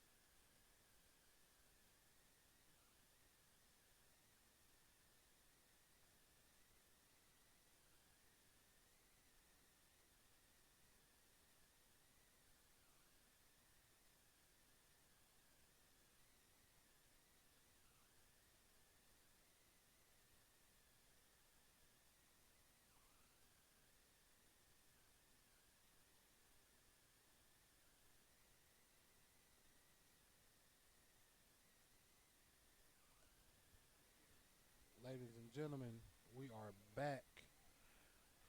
51 seconds until the start of the second half.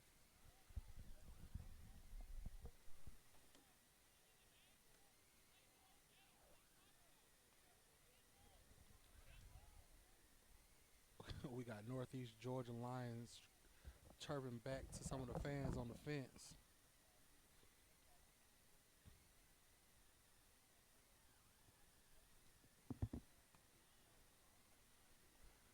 This is the most I've seen them talk. Oh, never mind. Go ahead. Hold on.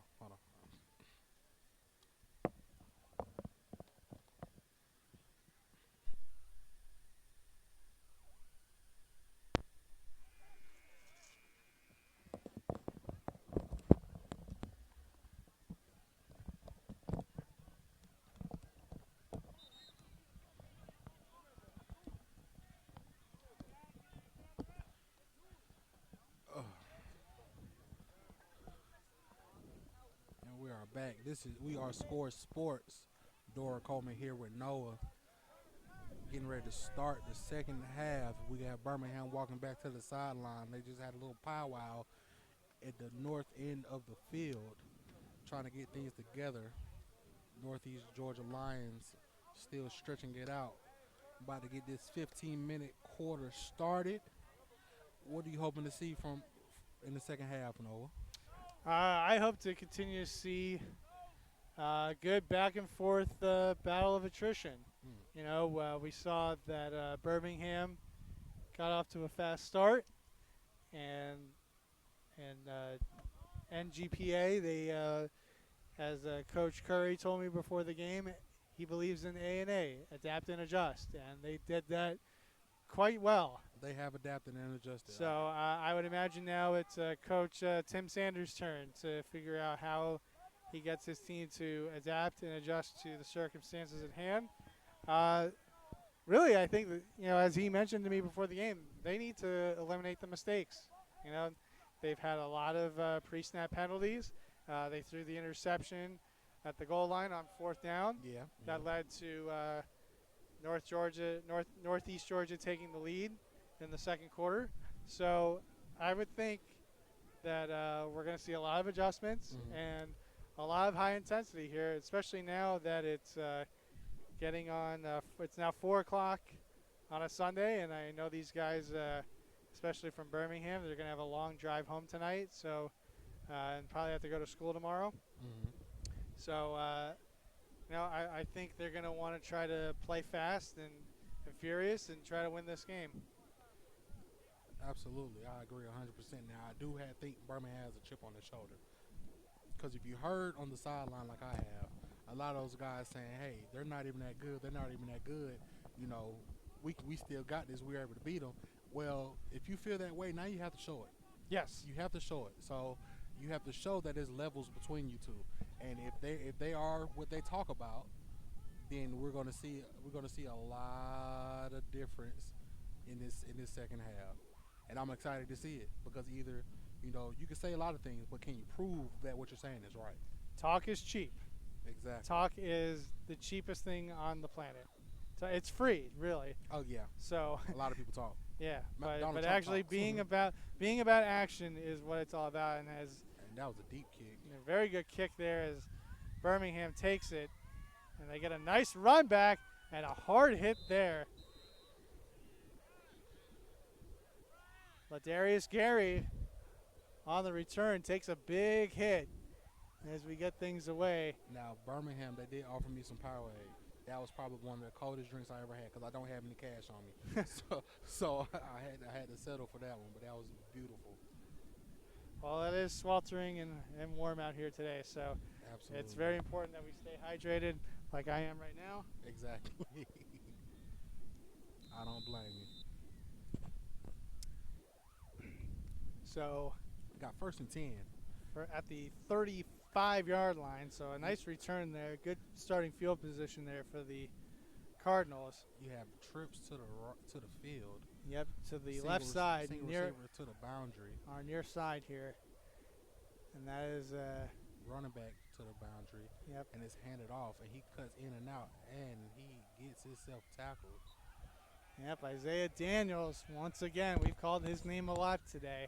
Now, one thing about it with running backs, I like to say, you make one cut, get upfield. I feel as if when he took the handoff, if he had to just stretch it out and then made his cut upfield, I think he would have had positive yardage. Him jumping in and out, that just really caused himself to get himself tackled. He gets about, they're going to give him 1 yard on that carry, so. It didn't even look like he got a yard. Yeah, barely. So, but we'll call it second down and 9 from the 36-yard line. As Gary. They come out with doubles. Gary and Bodie are the receivers to our near side. And Daniels is the setback. Got a drag coming across the Here's field. Hunter looking, scanning the field, rolling to his right. And now he's going to throw it deep down the field. And a great catch by Ladarius Gary. He is out of bounds, though. Yep, it looks like he is out of bounds, unfortunately. But a great effort, nonetheless, to jump up and catch the ball and help out his quarterback. Exactly. You got to sell out for your guy. So you don't get those type of opportunities. So when you get those opportunities, you got to make the best of them. So it's an incomplete pass. It'll be 3rd down and 9 from the 36-yard line. Again, the first possession of the second half for the Birmingham Cardinals. Nice catch there by the coach on the sideline, as he's also holding the ball holder for the kickoffs. Low snap. And it looks like they're going to get a free play here. As Bodie drops the pass, it's incomplete, but it looks like it might be offside, so might be able to get an extra 5 yards here. We'll check the marker. Chandler Jones for the Arizona Cardinals has 5 sacks today. So 5. 5. Looks like he's in the lead for sacks already. Sheesh. And he's looking for another contract, so yeah. He's definitely shown his worth. Well, at that rate, he might set the he might not only set the single season record for sacks, he might set the career record for sacks. Game high sacks in a game. Well, Yep. no, Adrian Claiborne for us, he had 7 sacks in one game. So it is offside, Offside. and now it's gonna be negated by a false start. So what would have been 3rd and 4 from the 41 is gonna be 3rd and 9 Looks again like that from 36. From the wide receiver talking about hike the ball, I'm figuring that they were on an alert snap. Once they hear that sound, the center's supposed to snap the ball. He didn't. That's why wide receivers went off the ball. But as a wide receiver, you're still supposed to look down at the center. Your eyes are supposed to be always looking down at the ball before it's hiked. And here's Hunter going deep for Gary, who makes an unbelievable catch. I mean, he had to turn around. He twisted his body 180 degrees to catch that ball. And that's going to put Birmingham at about the 20-yard line. That's a gain. That's a gain of 44, Doran. What a great pass by Quintavious Hunter. Great throw and catch, pitch and catch. So 1st and 10, and we get another flag on the play, and it's a false start. So back it up 5 yards. 1st and 15 now from the 25. But Doran, I'm still thinking about that great adjustment that Ladarius Gary made on that reception. Great ball skills. I love seeing that receiver. That's the same receiver that was telling the center to snap the ball. Then he comes back and makes the play. If you could talk to your teammates that way, then make plays, that just shows like, hey, I'm a leader. Listen to what I'm saying. I got you. Just follow me. And I like to see that from receivers. He's a guy that I think we will definitely see on a lot of Saturdays in the big-time program next season. Here's Hunter going deep, and there, I think that's Gary again. No, that's number 8. That's number 8. That's number 8. That's Kalijah Cook, but it's either way, it's a touchdown, and the Birmingham Cardinals are a 2-point conversion away from tying up this ball game. Now, remember I told you they was on the sideline saying, hey, they're not that good. Birmingham comes back out with that swagger. It's like, hey, they aren't that good, but guess what? Birmingham Cardinals, we are that good, and they're showing it right now. So they are going for 2. And it looks like it's a trip receiver set to the far side. They put Daniels in motion as Hunter, Quarterback draw. the quarterback draw, and he's got the 2-point conversion. So they have knotted it up 20-20 at this point. With 12:43 to go in this third quarter, so essentially now, the score is 0-0. yes. Once you tie it up, the score is 0-0. Even in halftime when you're down, the score is 0-0. When you in that mind frame, now you have to make those adjustments and come out and do work. The playing field is now even. There isn't much smack talk to say. What a drive there by Quintavious Hunter. Couple of great throws after a couple of penalties at the very beginning of the drive, pre-snap. As Doran gives Ladarius Gary his nod of approval after that great catch on the near sideline where I wish we had instant replay because he contorted his body towards the sideline I like to see catch that football. Those pirouette catches, I like to see that. He could have been a ballerina if he wanted to. As I remember being from South Florida, the late Jim Mandich calling a Dolphins game once, said of Anthony Fasano, the former tight end, pirouetting like Tara Lewinsky, which is pretty much what Ladarius Gary did on that play. And he helped set up the game-tying touchdown as ball is kicked off, short kick. A very short kick up to the up man he gets tackled at the 42-yard line. That's is number 24. That's D'Angelo Oliver, the running back from Collins Hill, who gets a nice return, and now they're going to start 1st and 10 at the 42-yard line. Nope, it looks like it's going to be the 43-yard line. So a nice return of about 20 yards on that play. Nope, actually they're going to mark it at the 44-yard line, as the chain gang luckily right in front of me for a good point of reference. So might be the only time in this game I know for sure where the ball is. So. Right, down in distance and everything. Yeah, 1st and 10 at the 44. Here's a quick handoff. And Number that 44. goes nowhere. Number 44 for the Cardinals. Here we go.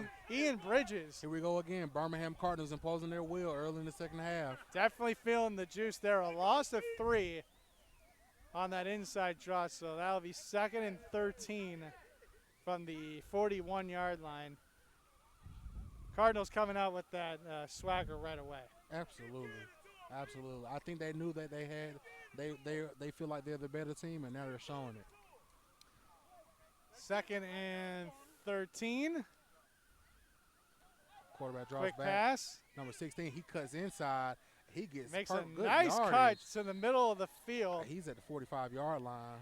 So they get the penalty, they get the loss back, and then some. That's Tykel Stewart from Locust Grove on the reception, and that is a gain. I like the fact that when he caught it, that was great vision by him, being able to cut it back inside, knowing there's a lot of bodies on the inside, then getting upfield, avoiding those 2 initial tacklers. That was great ball skills by him. 14-yard pickup there, so it's a 1st and 10 at the 45. Number 13 for the Lions, that's Kyrie Evans. He is met by a gang of tacklers. 5 Birmingham Cardinals were on his back trying to get him down. Michael Kaiser leading the charge on that gang tackle there. That's a loss of 4. So that'll be 2nd down and 14 from the 49-yard line as the fans right behind us try to hype up these Cardinals players. 2nd and 14. Pass over the middle is caught. No, it's incomplete. Nope, sorry. I thought it was a completion. It looked like it. I thought it was complete too until one of the Cardinals picked the ball off the ground. Yep, that was number 2 for the third down for the Northeast Georgia Lions. Marquise Willis was the intended receiver there and unable to haul it in. So 3rd down and 14 from the 49-yard line. 2-by-2 formation once again. Big And time, the wow. quarterback drops the He snap. catches it. Now running for his life to his left side. And he's not even going to make it back to the line of scrimmage. So, with it being third and 14 like that, and the ball goes over your head, you're able to get the ball and pick it up. Initially, I think it was a pass play. You have receivers. He wasn't even looking downfield. He was looking. He just picked it up and ran.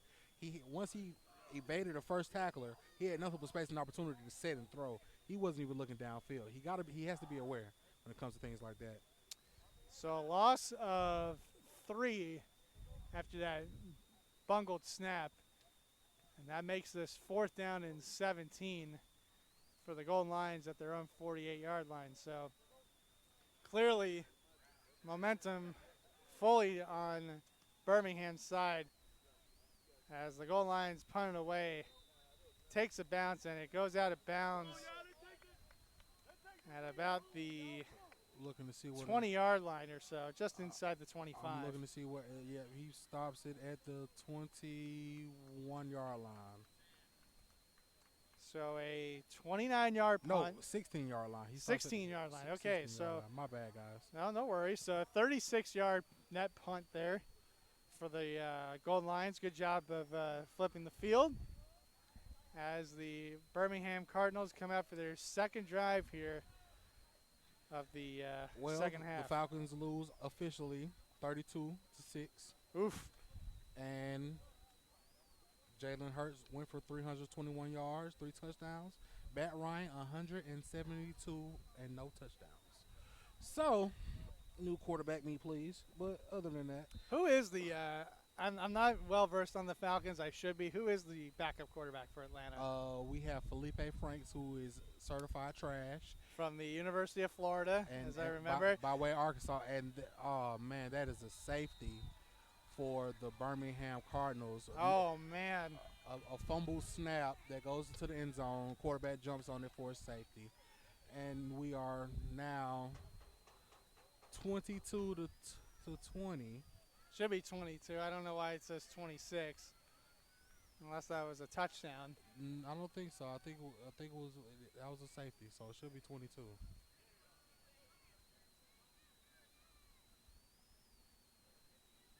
Oh nope, it was a touchdown. It was a touchdown when we stand corrected. Oh, I saw the quarterback on the ground. I didn't know. I think he might have missed it then. Okay. So a fumble recovery by Northeast Georgia, excuse me. And just like that, they've got the lead again. It's 26-20 with the extra point pending. That was just a miscue by the Birmingham Cardinals. You know, hopefully they can come back, settle in, and make a better drive. And that is a false start on the kick, field goal attempt. Either false start or an offside. We'll see what they say here.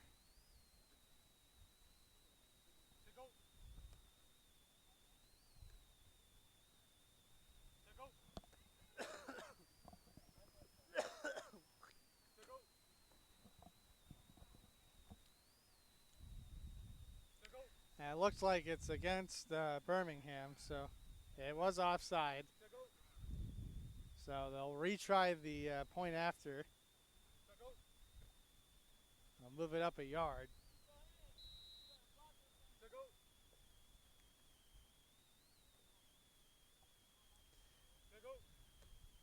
And this block and this kick is also blocked. And it looks like Birmingham's got a chance here to return it for a 2-pointer of their own. And he gets tackled at about the 30-yard line.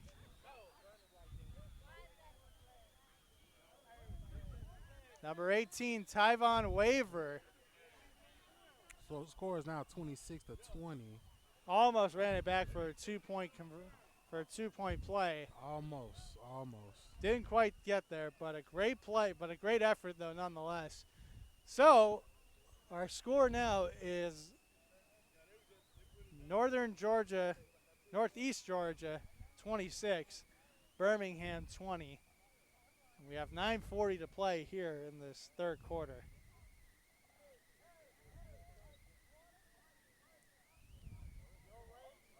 It's got to be a bit of a heartbreak for the Birmingham Cardinals there, Doran. They get the touchdown. They got to stop defensively. They have a chance to go on a long drive and eat up some clock and impose their will. And instead they fumble the snap, and it ends up in their own end zone. Yeah, it's really hurtful, But it's a lot of time on the clock. You still got it's 9 minutes and 40 seconds left in the third quarter, and you have a whole another 15 minutes left in the fourth quarter. So it's a lot of football to be played. At one point, you have to, as a player, you have to understand, there's a lot of time on the clock. Can't really get too down on myself knowing there's so much time on the clock. We just got to see it through. Nothing is perfect. Even when you see those games, 54-10, high scoring games, there are miscues. Those are just things you got to work on. And this tight game right here, by both these teams, and they're really showing their worth. You just got to work through it. That's all. Now it looks like there was some kind of penalty there. Yeah, they're kicking off from the 45. Yes, it looks like there was a penalty. So, not sure what exactly the call was, but it might have been a false start. Not a false start, but I don't know what it could have been. Probably would have been a personal foul of some sort. But kickoff is from the 45 as Ladarius Gary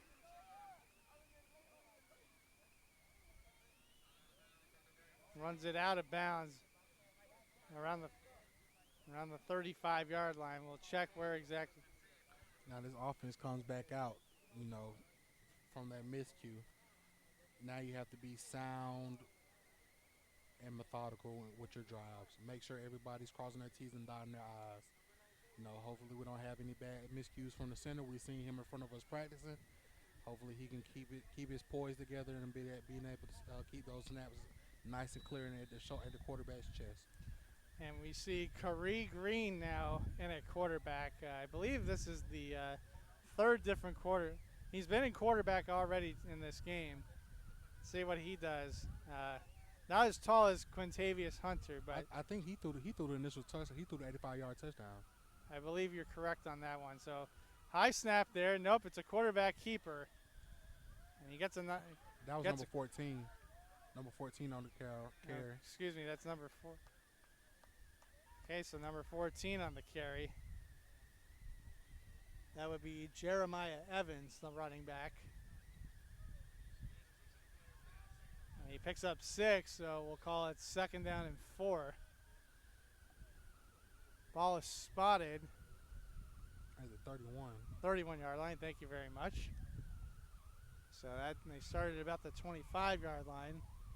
Looks like based off of that 6-yard gain.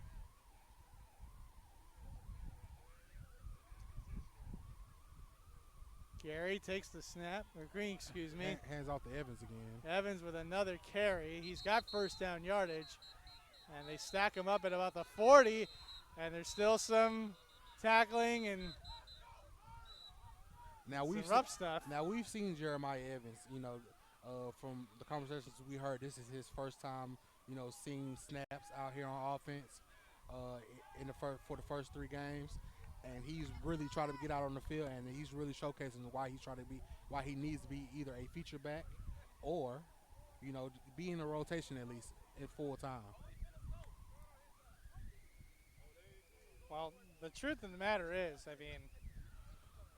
once again, Birmingham scored 78 points in their first 2 games, so it's not like he was his absence was a detriment to this offense, but obviously, if some is good, more is better. Another handoff to him. Gets tripped up as he passes the 40-yard line. Looks like it's about a gain of 1, maybe 2. Yeah, they'll give him 2 yards on that one, so it'll be 2nd and 8 at the 42-yard line.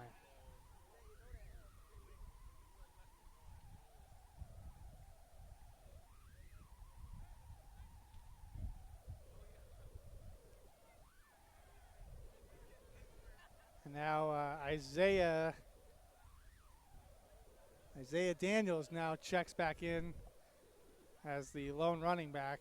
Looks like we got man single high safety for Northeast Georgia. They might be going deep on this one. We shall see. Here comes the corner blitz. Picked up there. Pass is too high.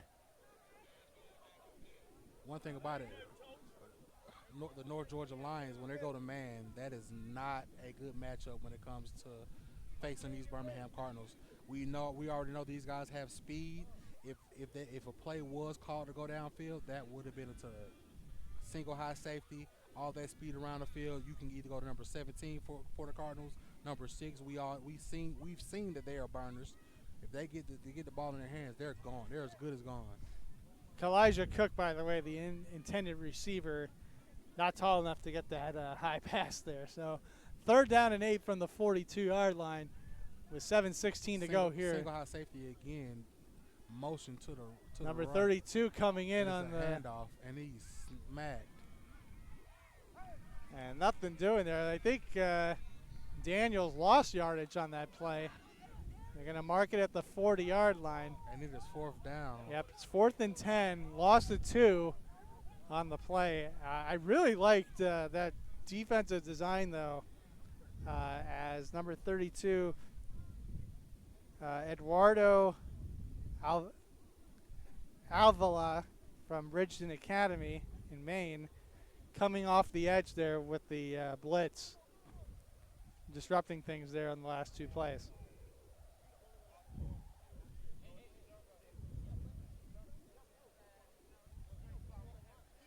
So punting team comes on, Quintavious Hunter with a low kick. And this ball is going to roll dead at about the 21-yard line. There is a flag on the play, 2 flags on the field. Might have been blocking the back. Might be, and now a 3rd flag comes in.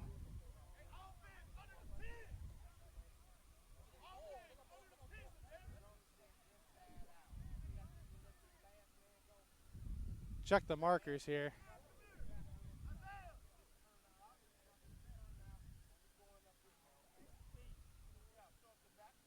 So we'll see what the markers are here. I'm sorry if I'm a little distracted. Coach is yelling right behind us there. Football is an intense sport, as Doran knows very well, much better than I do. I never played, but I'm just an avid fan. Absolutely. Same here. So it looks like it is a block in the back. And they're going to mark this inside the 10-yard, about the 10-yard line, where they're going to mark this. So it looks like it's going to be from the end of where the ball was picked up. So it'll be 1st down and 10 for the Golden Lions. On the 10-yard line. Exactly on the 10-yard line. As we have 6:17 to go in this 3rd quarter. Northeast Georgia leading Birmingham 26-20. Both teams getting touchdowns early in this 3rd quarter. They get the ball to the 15-yard line. And they get a little bit of breathing room there. That was caught by number 2 for North Georgia Lions. That is Marquise Willis on the catch. He's from Roswell, right here in Georgia. So a little bit of breathing room there for the Golden Lions, and 2nd and 6 from the 15. 2-by-2 set. Inside handoff. Not much doing there for number 11. Might have been a yard on the carry. Mateen Smith, the ball carrier there.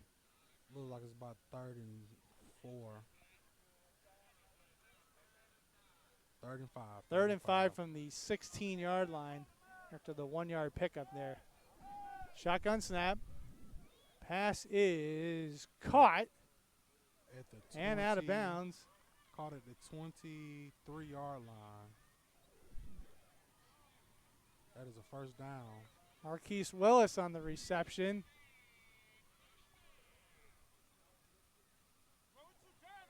Ball is at the 22-yard line, so we'll give him 6 yards on that completion.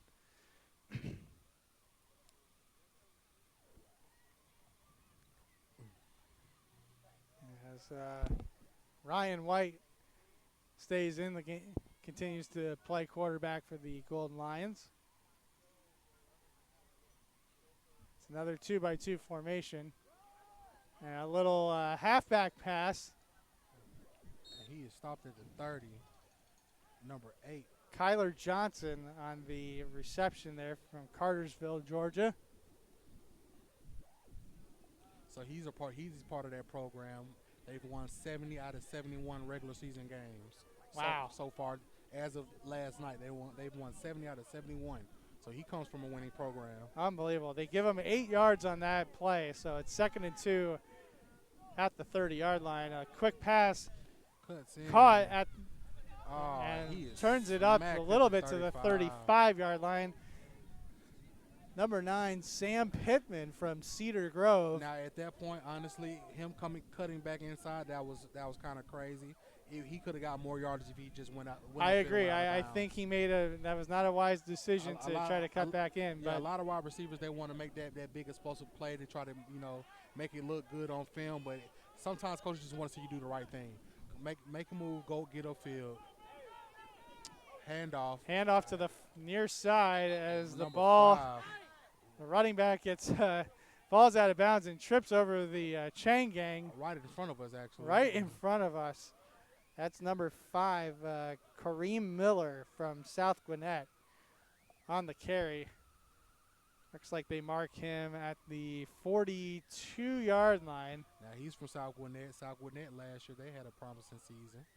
So, these guys are coming from winning programs. They might not just be getting to have enough film to send out to these coaches, but today they're getting their opportunity. 2nd and 4. Handoff. Another handoff. And he's pushing his way towards the 45-yard line, but look like a 2-yard gain. Yeah, about 2 yards. No. It might be 3 or 4. Depending on where they spot the ball.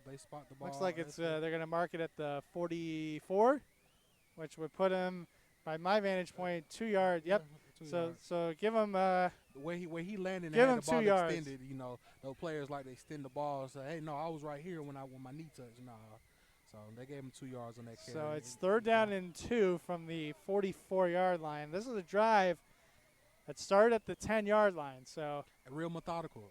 And right now, 3rd down, I will run it again. And that's what they do. Ooh. And Miller is pushing his way, and he's got it. I think they're going to give him – he's got that second effort. That is a 1st down. Yes, that's second effort by Kareem Miller after taking that initial hit that you talked about earlier. Yes, sir. That's going to give him the 1st down yards. That should put him at the 46-yard line. Yep. One thing about offensive line. And now we have a stoppage of play as Miller looks like he might have the wind knocked out of him more. Yep. Sure does. His helmet is off. He's laying on his back. Got to get that air in. Yep. Now, one thing about it, this is I'm a firm believer. Offensive line play is a rhythm thing. Mm-hmm. And with these guys, when you get to those 3rd and 1s, 3rd and 2s, you got to be able to run the ball. And what these guys are showing, like, okay, we started off slow, but guess what? We can go get those tough yards, and that's what we're going to do. 3rd and 1, we're running the ball. And we want you to stop us. So Kareem Miller gets up under his own power. Might have to come out for a play after the officials' timeout. And this is all of a sudden a very fast-moving 3rd quarter. Only 2:19 to go here. Yeah, in quarter number 3. This drive has already taken up a few minutes. Yeah, this is about the fastest quarter we done had so far. I worked a game between Community Christian and the Kings Academy. Oh, you did that game? I did that game. Okay. It was a 63-0 romping by. Oh, you were there early. You were back at the office early then. Okay, yeah, we were. Well, it was 35-0 at halftime. At halftime. So the clock was running. So they had a running clock, and honestly, I mean, if there's one thing I do appreciate about, I was telling the guy that I was actually training somebody on Friday night. I kind of wish college and NFL did that after a certain running clock after a certain point. Well, it's a mercy rule for high schoolers. Right. When you're in college and NFL, you're old enough. And we have an interception. That is by number 18. Number 18 for the Cardinals. Does he have an interception? Yes, that is a pick. All righty. Well, that is It. Tyvon Waver with the pick. Great instinct to go get that ball. So they mark it at the 49-yard line of Birmingham. So a nice little drive there by the Golden Lions is quickly negated by a pick. Now that you got this interception, it's a quick change of possession. You have to take a shot. If I will be shocked if they don't take a shot for the end zone right now. You've connected on plenty long balls. I think you have to take that shot to go get the ball in the end zone now. Got the ball on the 49-yard line. And Khari Green still in at quarterback. He's got Isaiah Daniels. Now I see number 6 in the slot. Ladarius Gary. He's been their big play go-to today. I think they stretch the field. I think he stretches the field to go get a touchdown. Gary comes in motion. He's running to the right side, far side. So now the lone receiver on that. He steps back. He has a defender bearing down on him. And he's looking. Rolls, Green is looking. He's running upfield. And he gets a nice gain there on first down. They'll mark him out at the 41-yard line. They're going to give him first down yardage. Good play by the quarterback, making a play to get upfield and get that first down. He kept his eyes downfield, ball cocked and ready to go, but as soon as he crossed that line of scrimmage, he's like, well, time to go. They'll actually give him 11 yards on that carries, on that quarterback keeper. So first down and 10 for the Cardinals at their own 40-yard line, and they're right in front of us. Well, kind of in front of us, the Cardinals players right in front of our view here. Luckily not in front of our camera, but right in front here. 4 receivers set for Green. Takes a nice pickup in the blitz there by. It is intercepted. An interception by number 25. That's his second end of the day. Middle linebacker. Elijah McClendon once again coming up with a big play for these Golden Lions. They just traded interception for interception. Only a couple of plays apart. Yep. But like I said, this is a quick change of possession. As an offensive coordinator, you have to take that shot downfield. You have to quick change of possession. You got to run your defense out there real fast. Take a shot downfield.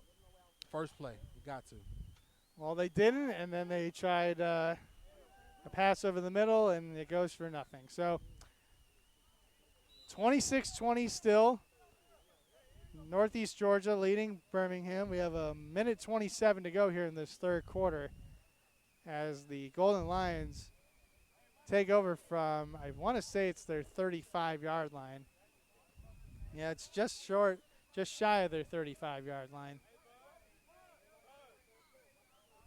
2-by-2 formation for the Golden Lions.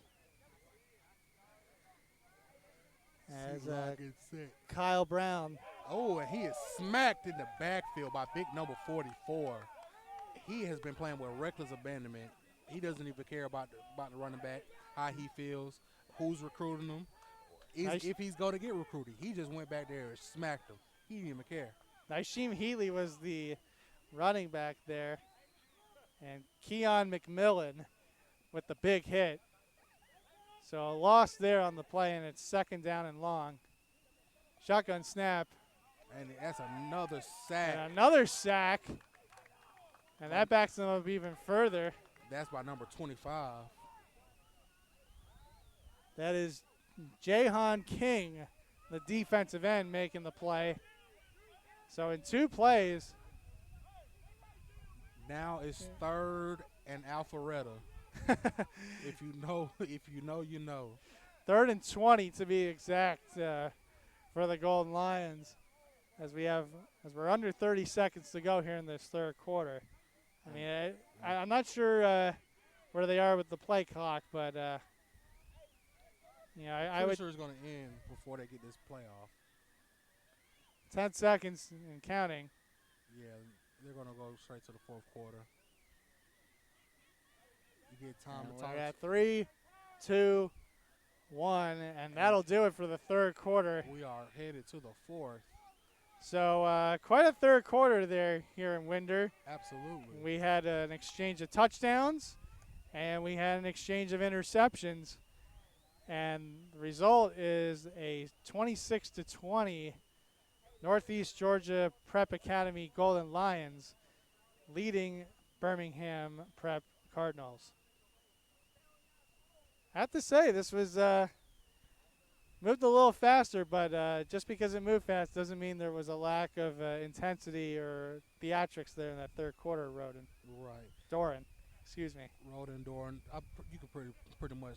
You can finesse flip those. them around. Yeah, It works either you can way. finesse those. I'll take it. But I'm thoroughly pleased with this game. Like a lot of times I've seen a couple prep teams. I'm not gonna say any names, but you know, it didn't look together like how this game looks. You know, either one team look good, the other team doesn't. This, that, and the third. But both teams come out and they look sound. And that's why you get a score like 26-20. It's a close game. Anybody can win this game at this point. The Birmingham Cardinals can go score a touchdown right now, kick a field goal, be up by 1 point at any given time. Or, you know, North Georgian Lions, they can go put another touchdown on the field. You never know what can happen. And the unpredictable part of it, that's what I love about the football, about this game right here. I have to say, we live in an age where reality TV and reality TV stars are the flavor of the day. In my mind, the greatest reality TV programming is live professional sports, because you really don't know what you're going to get from one game or one play to the next. Absolutely. And the intensity is unscripted, and it feels great. So third down, nice catch there by number 7. Or excuse me, that's number 2. I believe that is Marquise Willis on the catch. And they get, But he's well short, and it's a penalty against the Golden Lions. It's third down. As a coach, I'm declining that penalty. Yes, if I'm Tim Sanders, I would absolutely decline that and get the punt team out there. So yep, the penalty is against the Golden Lions. It is declined.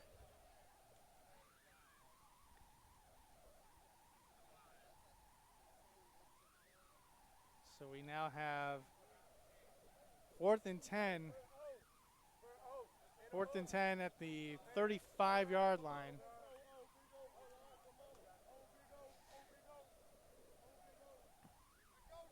Punt team out there ready. Tobias Hawkins is deep to return for the Cardinals. And the ball's up there. There's a sky-high Another sky-high punt as Hawkins fields it inside the 30 and is immediately taken down at the 26-yard line. Excellent job by Kyrie Evans, it looks to be. Dejon McKissick playing special teams there, making a nice tackle as soon as he caught and fielded the ball there. So the Cardinals are going to have 70-plus yards to go. Plenty of time here. 14:42 to go in the fourth quarter. Kyler Murray threw for 5 touchdowns today. Wow. Maybe he might be the early candidate for MVP in the NFL this season. I mean, what you are playing against the Tennessee Titans. He is, but he took some big strides last year. He had that great game-winning touchdown against Buffalo at home. So I expect him to have another great year and progress and hopefully get the Cardinals back to the playoffs in what should be a very competitive NFC West. If we be realistic, Kyler Murray had the same touchdown-interception ratio as Matt Ryan. He threw for 26 touchdowns. He had 11 interceptions. Matt Ryan had 26 touchdowns and 11 interceptions as well. But as a younger player, I would call that more of an upside than a player coming into his 13th year. There's no reason why you shouldn't be 14th year. Last year was his 13th, but this year, so now 14th. Yeah, 14th. Like, there's no reason why you shouldn't be able to throw 30 touchdowns with ease. You've been in the league this long. Quintavious Hunter back in at quarterback, and he gives the ball to, it looks like Isaiah Daniels.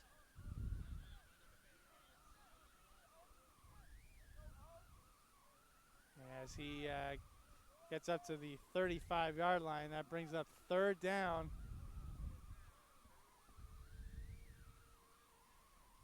So it'll be a third down and 1 at the 35.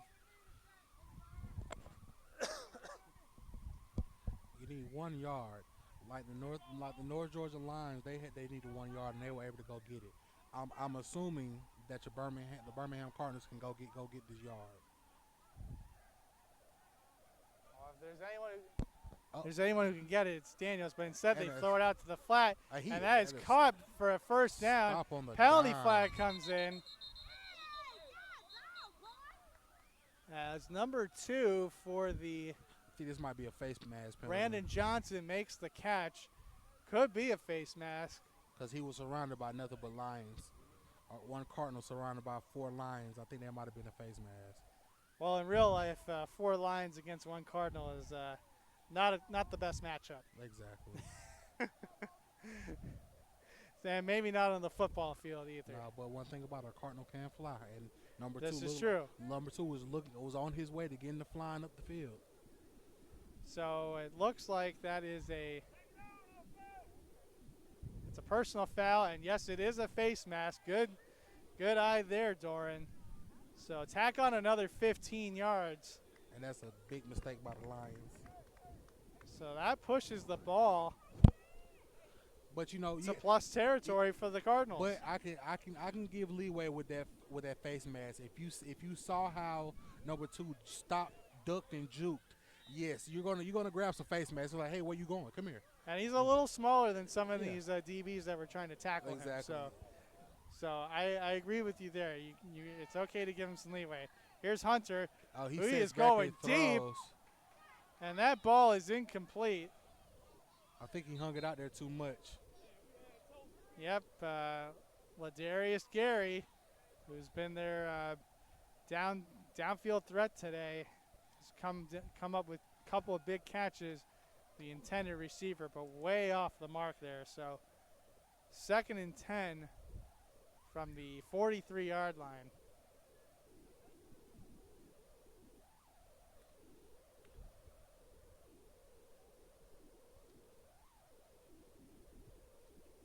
As Isaiah Daniels lines up once again next to Quintavious Hunter, 4 receiver. No, excuse me, looks to be a 4 receiver set. Hunter, back to throw, gutting it over the middle, looking for Joel Bodie, but unable to make the connection. It's incomplete. And that'll bring up 3rd and 10 for the Birmingham Cardinals. They're taking shots downfield in the 4th quarter. I think they're feeling the pressure and trying to get points on the board. But they have to keep their pressure, keep the pressure low. They shouldn't be, antsy to go get these points right now. You have a whole quarter, roughly you have maybe in a quarter you can probably get 3 or 4 drives, 3 attempts to go, get your points. You have to be slow and steady when it comes to it. You don't want to be in a rush. That's how you can end up making mistakes. Absolutely. So here we go. 3rd and 10.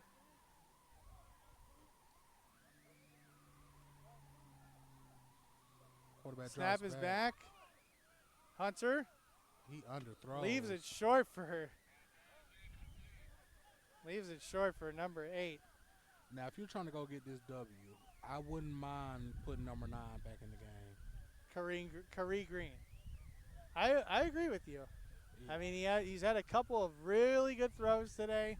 Absolutely. His connection with Gary has been immaculate at times. I don't disagree with you. Because realistically, number 17, he didn't step into that throw. When your wide receiver sitting down in a zone like that, no DBs away from it, he's wide open. You got to be able to thread that needle and put it in there. So you can't loft that ball up in the air. Hunter punts it. Goes directly out of bounds. Yep, 1 bounce and then out of bounds.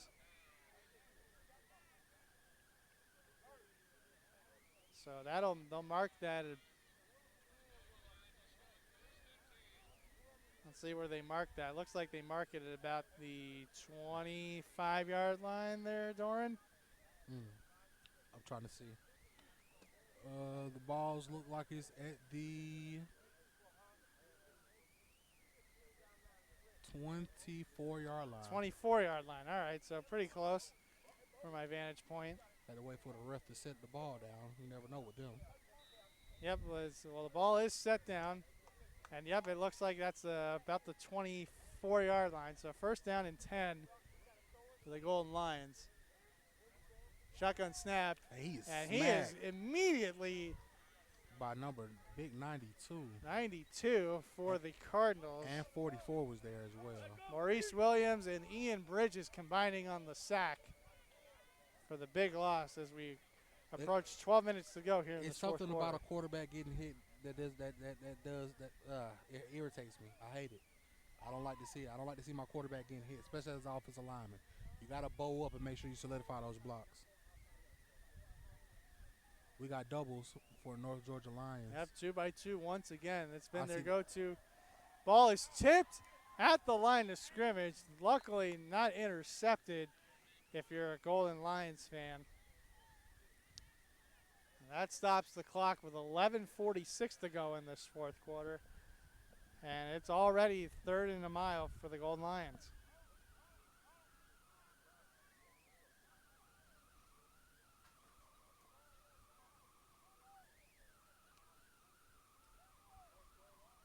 As the Golden Lions once again going with the 2-by-2 formation. Quarterback rolling to his right and just throws a lame duck into the ground. Yeah, got to avoid that sack. Had to avoid the sack for sure. Sack and the safety. He was definitely almost going to get a safety. So the Birmingham defense does its job. They get a 3 and out. Now, when they punt the ball, the Birmingham offense has to be cool, calm, and collected. They can't be in a rush. They have to be methodical in their drive. That's what's going to win you this game. Slow and steady, cool, calm, and collected. Unless they get a block here. If they get a block here, then all bets are off. And with this, I would be sending the house to go block this punt. Well, they look like they're I don't see anybody in a 3-point stance. It looks like they are going to try to go for this block. And here they come.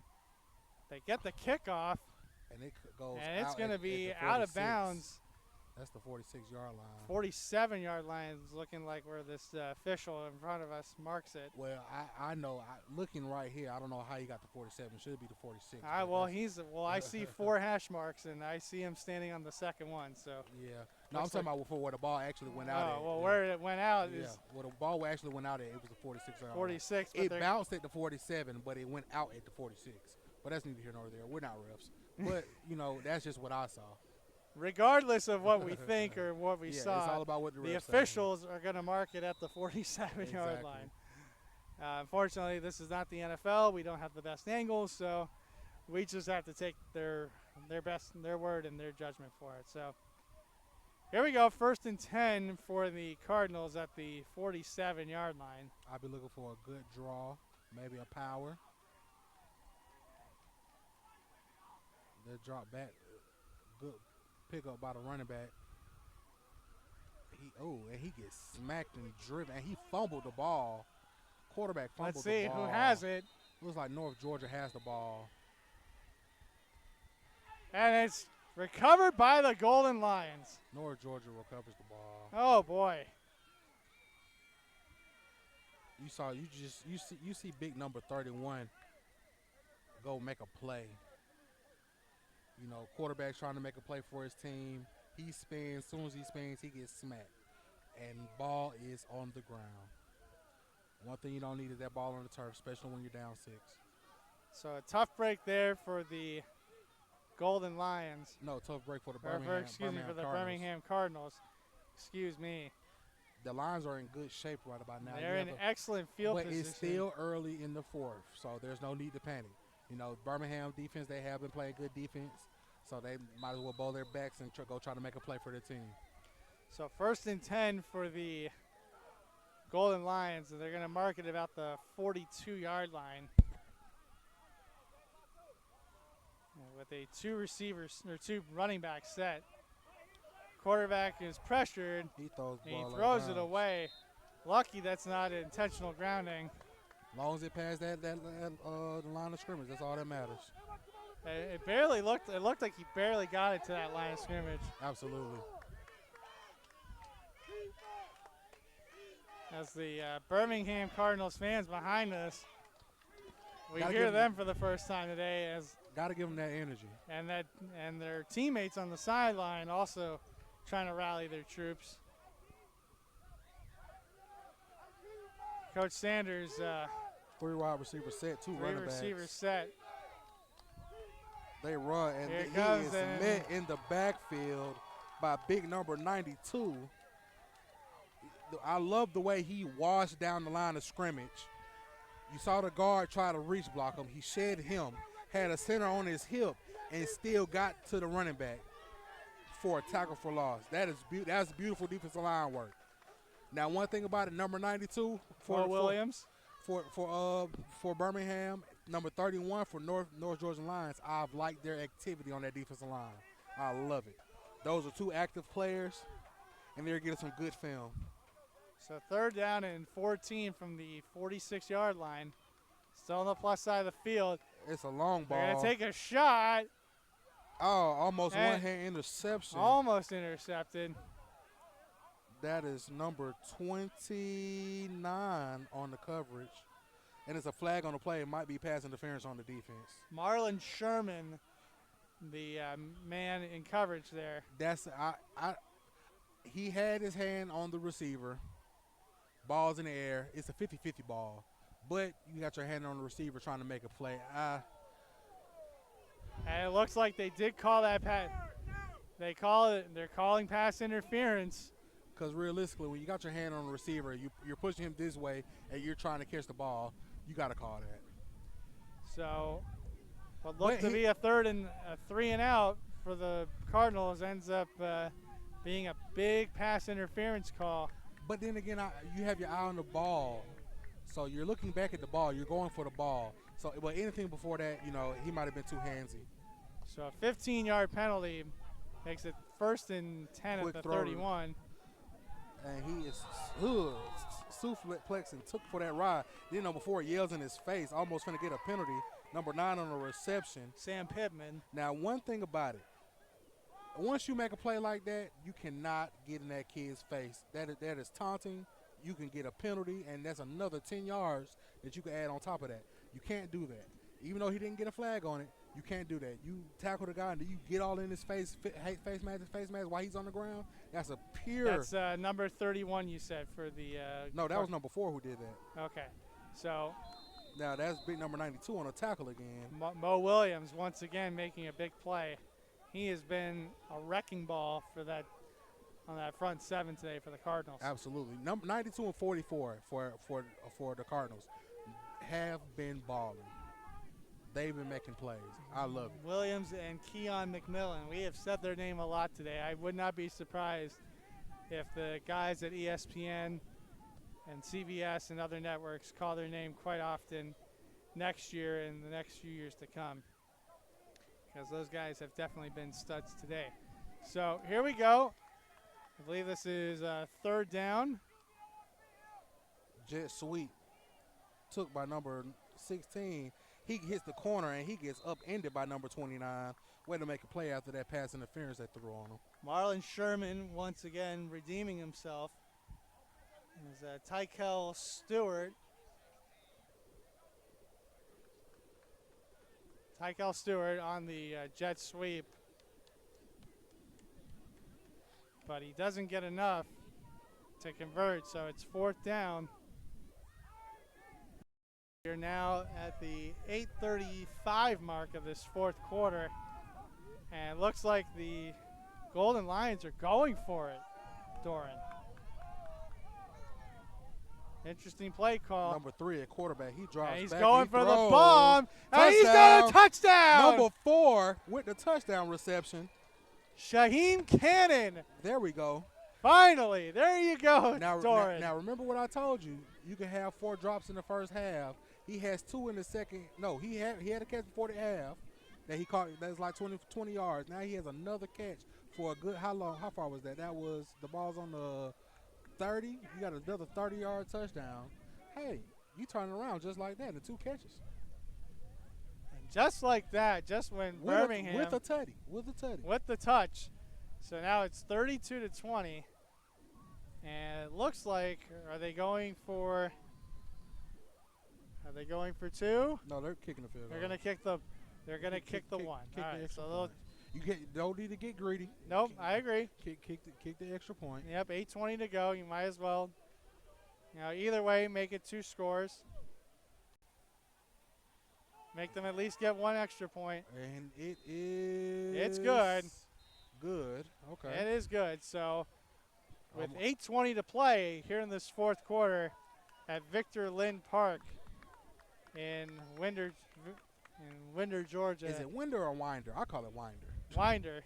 No, I don't know. I'm not sure either, but wherever we are, it's Right. 33-20. Ladies and gentlemen, we are not from here. We are a long way from home. To say the least.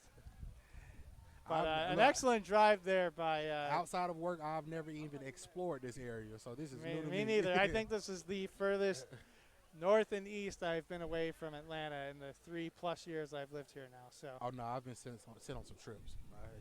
For some reason, I'm one of them guys. I've been working with Score Sports since 2011. Oh wow. Yeah. So when we started with just 10 teams or six or 7 teams, went to 30, went to 40, 80, 90. So the growth of this company has been miraculous, and I've been here basically every step of the way. But now we're in the broadcasting, live play-by-play. If you need Little League, high school, highlight tapes, if you need all that done, call us. It's up at Score Sports. Yep, and Bo McMichael, he is, I got to say, he's a genius in his own right. I mean, this is, I love this company. I'm glad I found them, and it's been a nice reprieve from my daytime job working in Absolutely. the world of celebrity gossip. So this is a lot of fun. You work for TMZ? Actually, Dish Nation. Okay. Yeah.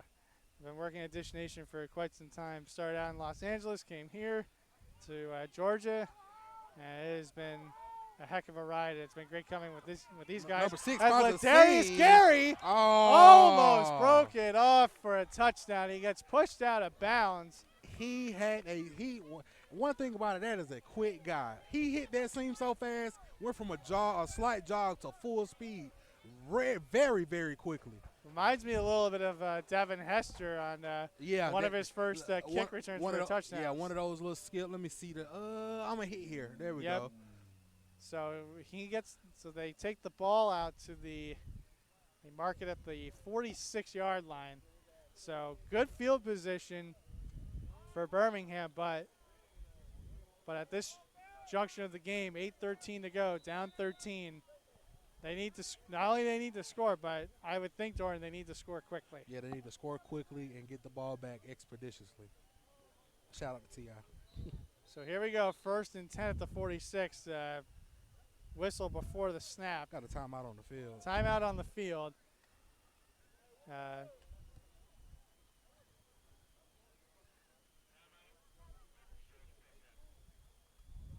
Quintavious Hunter still out there at quarterback. I guess they didn't want to take your advice and put Curry Green back out there.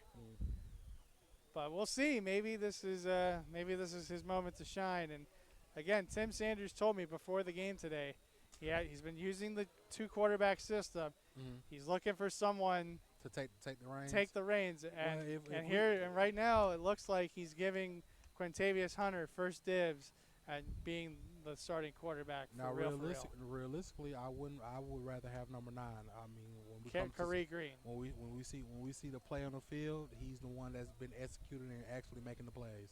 So it's good to give one of the guys the opportunity. But if you're really trying to win this game, I think you should put number 9 in.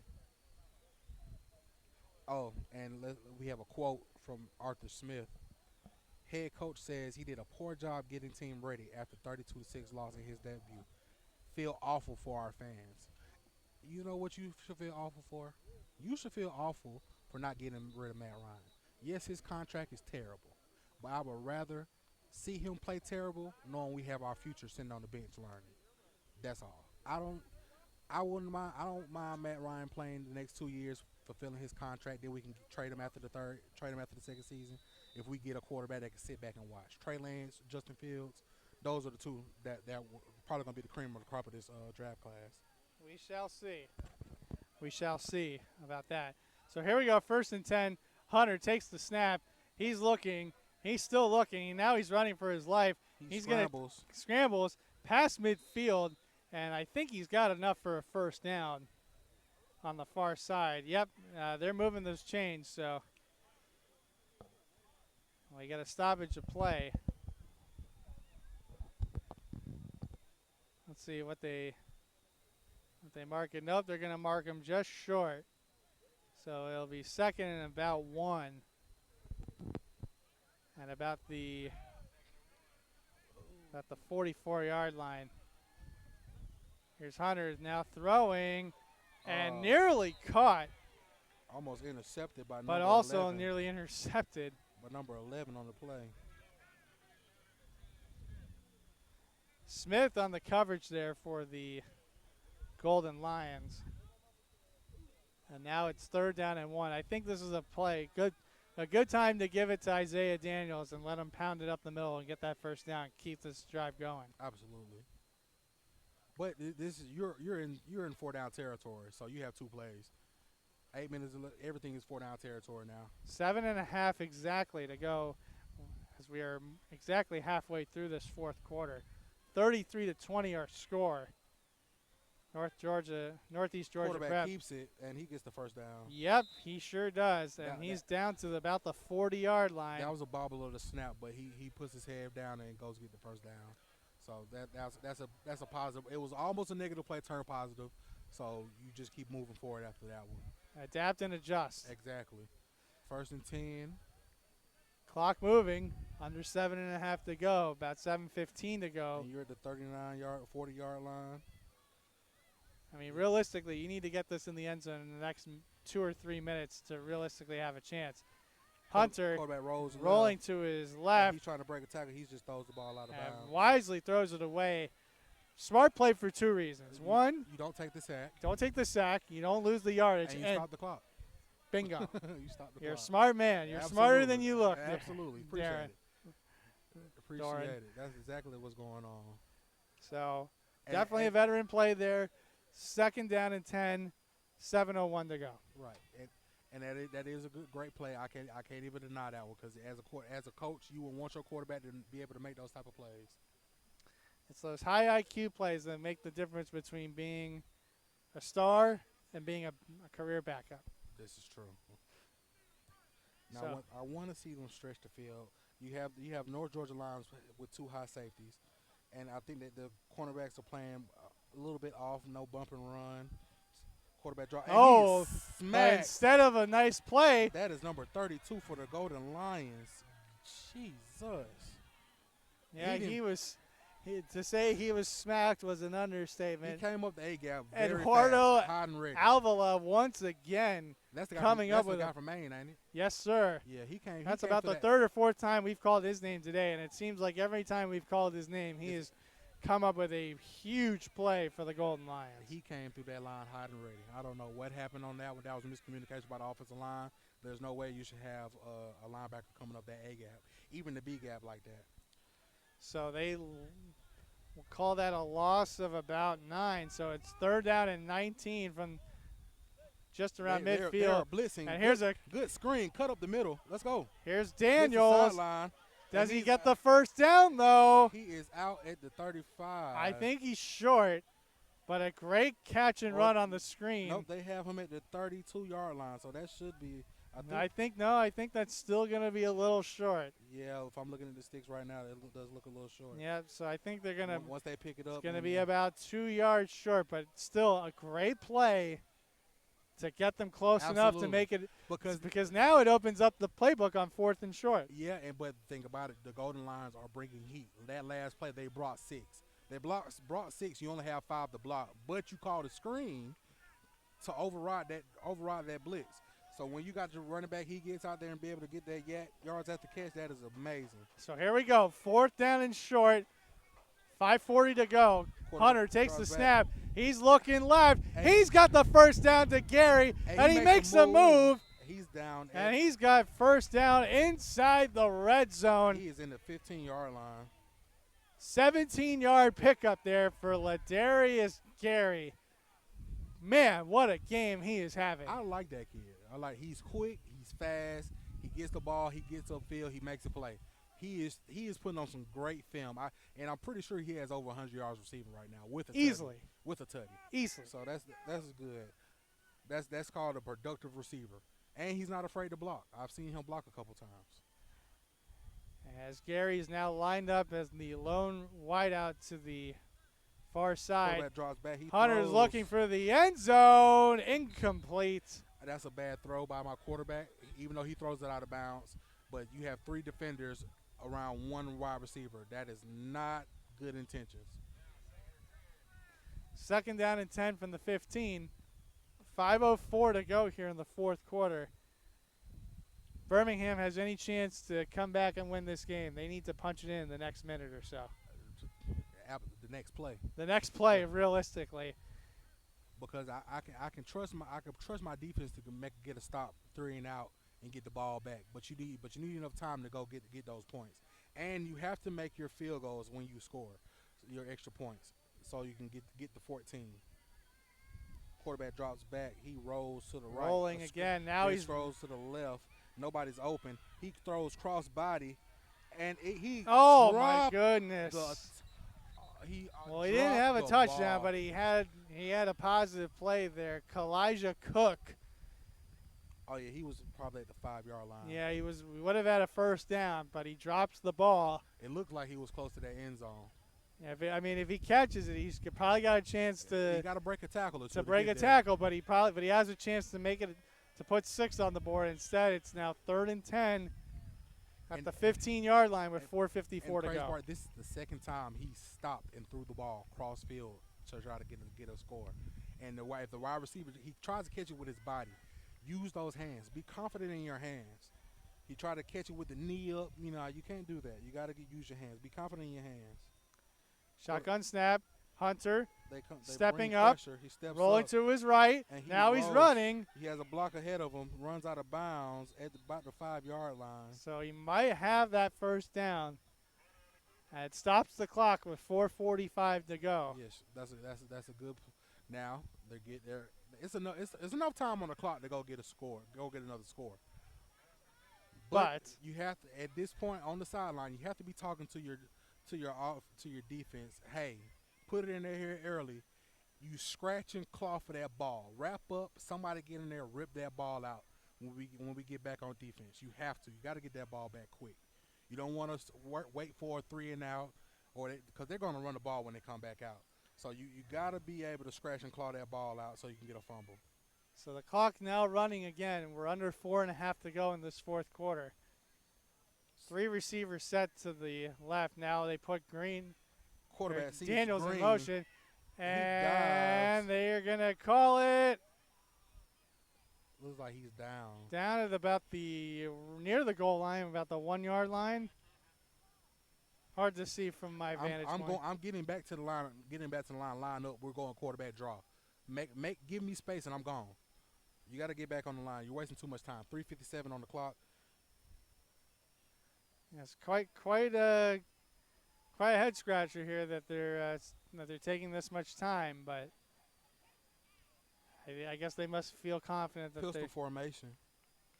They hand it off to the running back. Running back is in the end zone. That is a touchdown. Yep, that's Isaiah Daniels. And so that makes it 33-26 with 3:38 to go and the extra point awaiting. Do you onside kick at this point? I think it's a little too early for that. Yeah, I wouldn't. Yeah. I think like you said, you trust your defense. Look like they're going for 2. I mean, if they do, if they get it, it's a 5-point game. So We'll see. I mean, maybe you go for the extra point, but they have had their struggles today. Quarterback keeper. It's a pitch and he gets to it. Daniels, and yes, he is in. 2-point conversion, good. 2-point conversion is good. And it's now 33-28. Golden Lions over the Cardinals. All right. So we already know, well, if you're keen to football, you know 3 minutes and 38 seconds on the clock, you're about to kick the ball. You have to prepare for the onside kick or the pooch kick. You have to be knowledgeable of that. And then when you get the ball, you have to establish a run. There's no point about it. Make them use their 3 timeouts early, so they can when they try to throw, catch you, tackle them in bounds, the clock is still running. So we have to be conscious of this. This is what games are made of. This is a grinder game. Well, let's see what Eric Curry. He has to now rally his troops, keep them focused. And then you see all those guys set up at the 50. They're getting ready for that onside kick or that pooch kick.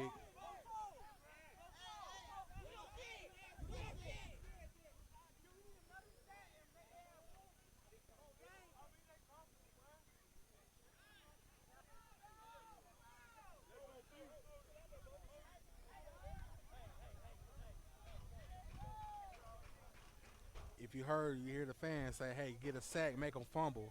Hey, we just said that. You got to get that turnover real quick. You don't want to rely on them to punt. You want to be able to get that ball quick while you have the ball on their side of the field, especially after this kick. Well, I mean, because at this point with that 2-point conversion, if you put it in the end zone, if you're Birmingham, you put it in the end zone. Caught by number 11. You have the lead. He cuts, and he is down at the 35. So there we go. 3:33 to go. Golden Lions offense coming back onto the field, hoping to ice the game and hand these Birmingham Prep Cardinals their first loss of 2021. The Lions hoping to start their inaugural season 2-0. Would be quite an upset considering how good the Cardinals are and have been in recent memory. So we will see. Stoppage on the play, got to get the tee off the field. Now, if I see the Golden Lions throw the ball, I will be very shocked because there's no need for it right now. No, not at all. Unless it's an easy pitch and catch. And catch to the keep it in bounds inside the numbers. And it's handed off. And they hand it off, but nothing doing there. It's a gang tackle. Let's see if they call a timeout. They're not calling the timeout. You know it's going to be a run. I will call the timeout. You need all the time you can get. You know, the play clocks for these prep schools is 40 seconds. So you're giving them 40 seconds giving them 40 seconds to snap the ball. They can take their sweet time and run the clock down as much as possible. Unless the timeouts we aren't right that we see right here. It might not be right because I feel like they've called a couple and they haven't been reflected on the scoreboard. Either way, 2:45 to go. Shotgun snap, and it's an inside draw. And he cuts. And he breaks away for a moment there, but doesn't get much. And now here's a timeout. Okay. On third, with a third down upcoming. Because he gets back to the original line of scrimmage, maybe a yard ahead. He might got a yard past the original line of scrimmage. As Coach Tim Sanders comes onto the field, huddles up with his defense. Big third down, probably the biggest third down of the day.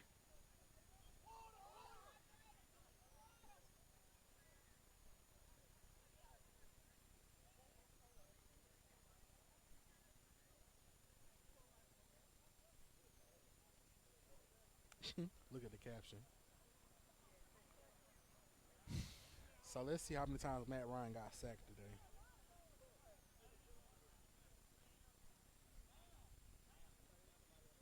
got sacked 3 times. Oof. But that's probably until the fourth quarter. Up until the fourth quarter, he had 0 sacks. He didn't take a sack until the fourth quarter. But watch Falcons fans like to say, we have no offensive line. But I got the game recorded, so when I get home, I'm going to do my own investigation. Fair enough. You got to. Like, I can know the score, but don't tell me how the game went. I want to be able to judge that on myself. So all the Twitter mentions I've gotten, this, that, and the third, I haven't looked at them, don't want to look at them. I just want to see the final score, and then I can go assess what I see.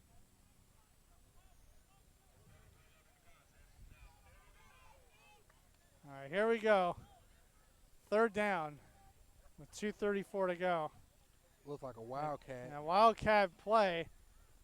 And a nice gain there, but I think he's going to be short. And that's another timeout. And there's that timeout. 2:27 on the clock. See the coaches with a smile on his face knowing they're finna get the ball back, and that's how you should be. We do have an injury there on the far side, on the defensive side for the. Knowing that you can get the ball back with decent time on your clock, and you have a team with quick strike ability. You have a team with quick strike ability. You can go get points with ease. We do have an injured player on it. We have both teams on. Okay, they pick him up. That's number 4. Number 4 for the Cardinals that was on the ground. Manville Poole, the linebacker. He walks off on his own ability.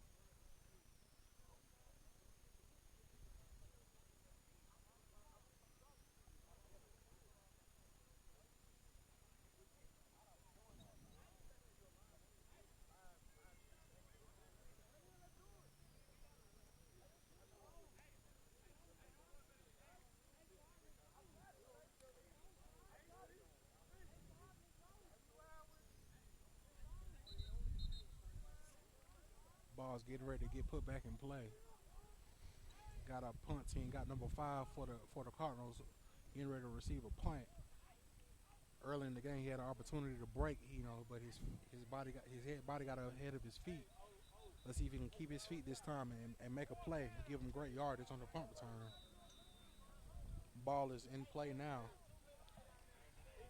4th down and 8. Here they go for the Ball pressure. Snap. And they get the punt away, but not a good punt at all. Terrible punt. Ball on the 46-yard line. It is on the Cardinals' 46-yard line, so they only have 46 yards to go until the end zone.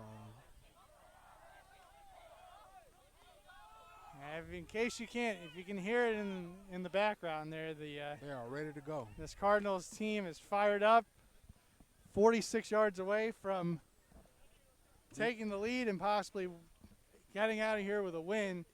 2:22. While you're on the sideline, you got to give your team good E. E as in energy. Give them good energy, and let's go. Let's see if they can get that quick strike ability. We shall see. So here we go. 1st down and 10 from the 46-yard line. Hunter's still the quarterback. Takes the snap. He ducks the and he's going to duck and run. He's out of bounds at the 41-yard line. So a pickup of about 5 there on that 1st down play. And we'll call it 2nd down and 5.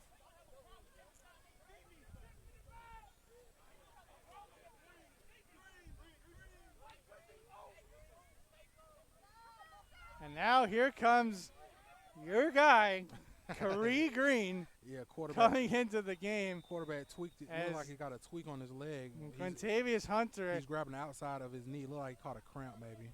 Yeah, it's a cramp. Yep, he's getting checked out by one of the staffers here in the Cardinals. It's not that hot out here, but if you're not hydrated properly like you need to be, you will catch those cramps.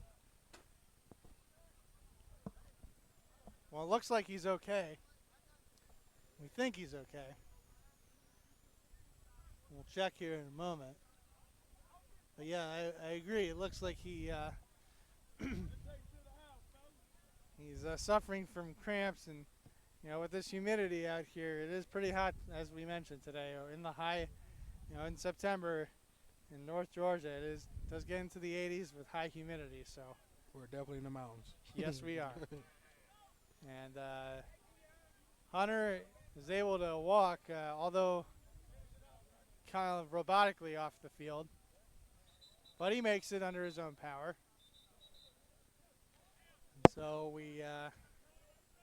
so the Birmingham offense is ready. Northeast Georgia's ready. 2:03 to go. Cardinals 41 yards separating them from taking the lead here in this fourth quarter as the clock continues to run. Under 2 minutes to play.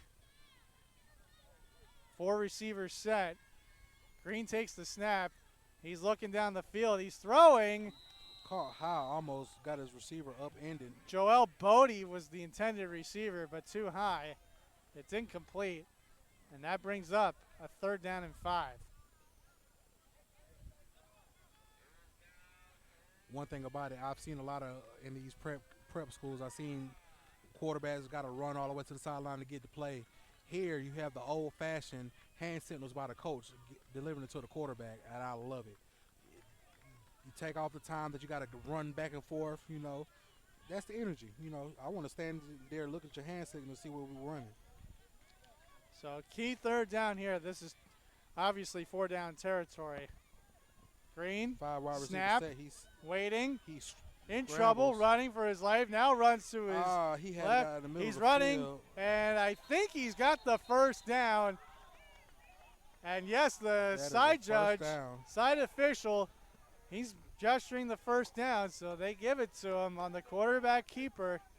Now, one after thing he about scrambles. Green, he had a guy flash in the middle of the field while he was scrambling. I understood he didn't stop and throw, and he just went and got the 1st down, but he definitely had somebody flashing in the middle of the field wide open. He was doing jumping jacks like Tony Gonzalez in the NFC Championship game. That's neither here nor there. Well, here's the thing, though. By running out of bounds, He stopped the clock. does stop the clock, so it does he save moves some the valuable chains. time, and it moves the chain. So $1:37 to go here. 1st down and 10 at about the 35-yard line. Takes Green a snap. They are looking, blitzing. He he's throws the going ball deep, downfield. but it looks like it's a gopher ball and nearly intercepted. Look, number 6 looking for the flag. They're not giving it to him. They're letting these guys play with 1:30 left. So incomplete. 2nd down and 10. Now I would say it was a little handsy. I don't as a ref, I don't know if I could throw it, but I might be inclined to, just cause it was a little handsy. But good no call either way.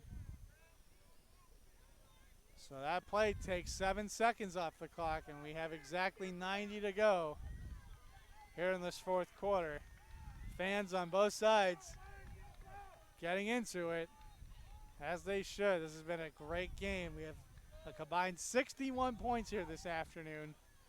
Green rolling to his left, He throwing throws down the downfield. field. Oh, and he almost hits Isaiah Daniels, who was behind the defenders, but it hops just short of him near the goal line, and it's 3rd and 10 at the 35.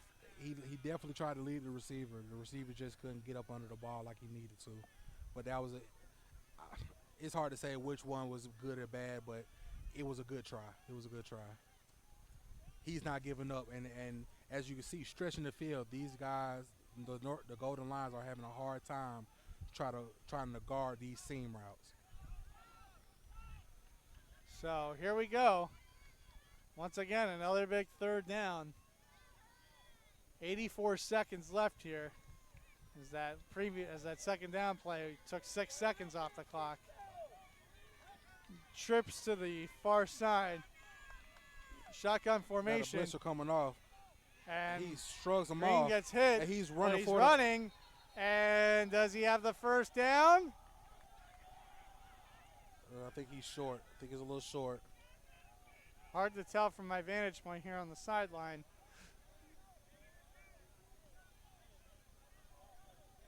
Yeah, he's a little short. So they'll call it 4th down. Fourth down to probably two, about 2 yards. 4 down territory. So for the this is the Cardinals. game right here. Yeah, this is the game. This is the game. Minute 17 left. They're at about the 25-yard line. Green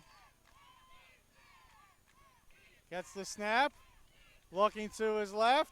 Now looks right. Rolling to his left. He's going to gun it downfield. to the end zone. And it's intercepted And it's intercepted. by the Golden Lions.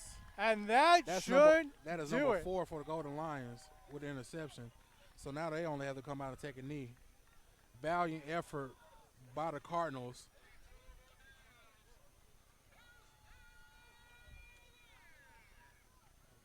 You see the Cardinals coming off the field looking deflated.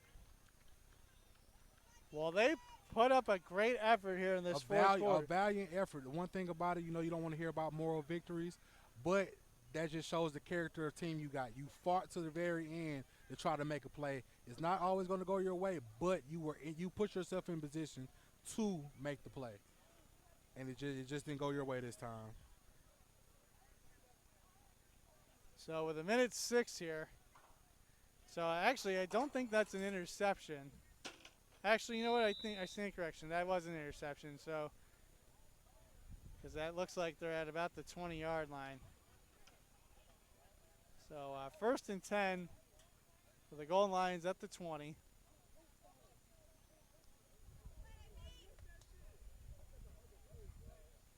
Shotgun snap. Run by the quarterback. Running up the middle, and he's got a nice gain. I think he's got a first down and then some. Yeah, he's got way more than the first down. Way more than a first down. They're going to mark him near the 40, so And there's a little pandemonium going on. give him a gain of about, I guess that's about 20 or so. Yes, sir. There's a little pandemonium between both teams. That clock should be moving. Well, they're trying to set the chains. Now we got an injured number 4 again, caught a cramp again. Got a lot of cramps. These guys have been playing hard, exerting their energy and sweat, Football is a blood, sweat, and tears sport. Yes, it is. The only thing missing from these guys today is the grass stains on their jerseys. Oh, yeah, you're playing on turf, so You're playing on artificial turf. You might get turf burn, if anything. Right. I do miss. And that's where the blood comes in. That's true. I wish more of these teams would stop going with these artificial turf fields. I mean, I get it. Grass is. It's hard to maintain, especially Grass after is the hard rain. to- With right. rain and all that, you can omit all that.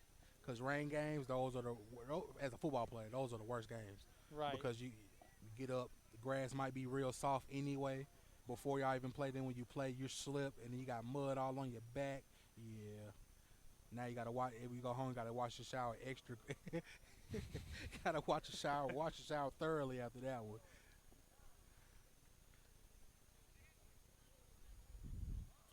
Well, we check. We're still waiting to see what's happening here with number 4 for the. Just a slight cramp, getting stretched out before he has to leave the field. 56 seconds left in the fourth quarter. Your Golden Lions are up 33-28 over the Birmingham Cardinals. These are two prominent prep schools, and I like what I saw. I'm a fan of both after today. I want to be able to keep up with some of these players that I've seen because right now, these guys are putting their hearts out on it. I mean, Ladarius Gary, he played his heart out today, and he came up with some big catches. He showed some flashes of a young Odell Beckham Jr. and Larry Fitzgerald. I mean, the way he was able to contort his body and make the plays for his team. I give him Antonio Brown. And Antonio Brown, sure. I give him Antonio Brown. Throw him in the mix as well. One formation that you love to see is the victory formation. If you're the one in the victory formation. That is true. So they wind the clock. We approach 50 seconds and should be one more snap here, and that should pretty much wrap it up. We now come under 30 seconds. Yeah, one more snap. Definitely did not expect to see a 61 points on the board, but no, not at all. But when you get it, it started off slow. The second half, they turned it up. They kicked it up.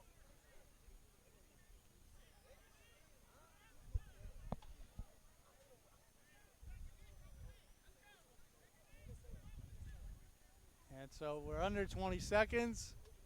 One more snap. And that is game. That is the game. And so Coach Eric Curry and his Golden Lions in their inaugural season pull a big, what I would consider a sizable upset against a very talented, very tough Birmingham Cardinals team. The final score today here in Winder, Georgia at Victor Lawn Park. The Northeast Georgia Prep Academy Golden Lions 33. The Birmingham Prep Cardinals 28.